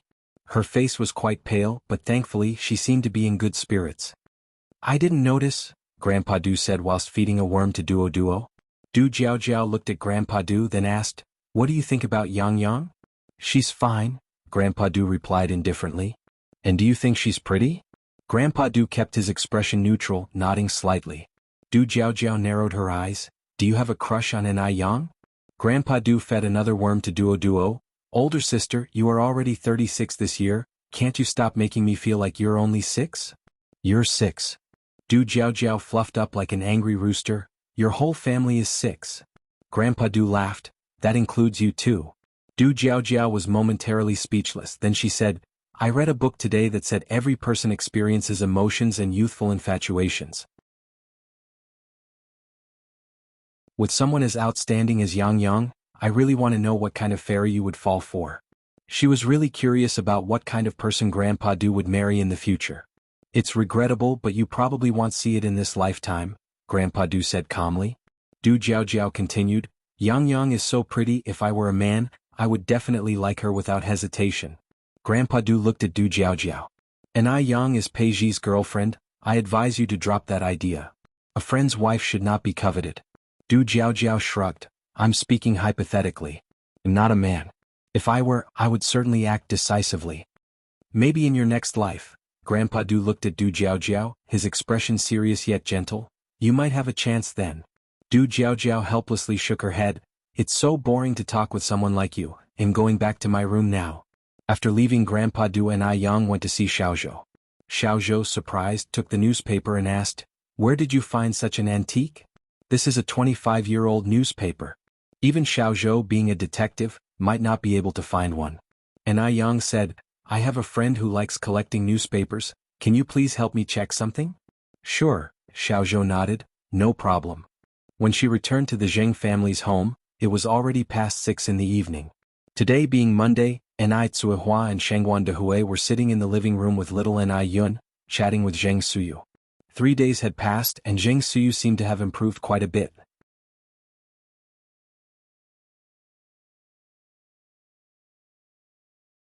Chapter 895, She Died. _5. Moreover, she was very fond of little Ni Yun. She always held little Ni Yun in her arms. Little Yun, do you want to eat an orange? No. Little Ni Yun shook her head. Aunt Granny, I want to eat candy, red strawberry candy. Okay. Zheng Suyu smiled and said, Aunt Granny will peel it for you. Little Ni Yun, like all children, was addicted to sugar, resulting in some bad teeth. She was trying to quit sugar recently. Just as Ni Tsuehua was about to stop her, Shengguan Dehui raised his hand to press down Ni Kuihua's hand, whispering, Aunt Suyu loves children too, one little piece of candy won't hurt. Later tonight, let her brush her teeth. Okay then. Ni Tsuehua nodded her head. Seeing that her parents had no reaction, little Ni Yun boldly said, Aunt Granny, I want one more candy. Sure. Zheng Suyu said with a beaming smile, Our little Yun can have as much candy as she wants. Aunt Granny, you are so nice. Little Ni Yun kissed Zheng Suyu, then asked, Aunt Granny, will you take me to the street tomorrow to buy candied hawthorn, please? Just then, a soft voice rang out nearby, How about I make you a stir-fried bamboo shoots with shredded pork right now? Little Ni Yun was startled and quickly said, Sister is back. Sister, I was just joking with Aunt Granny. I don't like candied hawthorn at all, they are spicy, not tasty. Not tasty at all. The person who spoke was indeed Ni Yang. And although Ni Yang usually liked little Ni Yun very much, whenever little Ni Yun made a mistake, Ni Yang would not hesitate to scold her. Little Ni Yun's favorite person was Ni Yang, but also the person she feared the most. Sister, hold me. Little Ni Yun carefully tugged at Ni Yang's sleeve. Ni Yang let out a soft chuckle, then said, You're not allowed to eat candy in the future, otherwise you won't be able to keep your teeth. Sister is feeling a bit unwell today, so I can't hold you. Hearing Ni Yang say she was unwell, a pleased look flashed in Zheng Lingling's eyes. It was just a matter of today. As long as Zheng Suyu didn't mess up tonight, Ni Yang was going to meet the king of hell. Upon this thought, Zheng Lingling picked up the tea from the table, took a small sip and felt extremely satisfied. Concluding her words, Ni Yang continued, But I brought you a gift, guess what it is? It's candy. Little Ni Yun suddenly got excited. I wish. On hearing this, little Ni Yun's smile immediately vanished from her face as she pitifully said, Candy isn't tasty at all, it's spicy. Like a magician, Ni Yang seemed to conjure a bunch of fresh lotus flowers and lotus pods from behind her. Wow. So beautiful. Little Ni Yun immediately forgot all the unpleasantness, and took the lotus in both hands, so fragrant. Zheng Xianjing was sitting on the sofa across from them.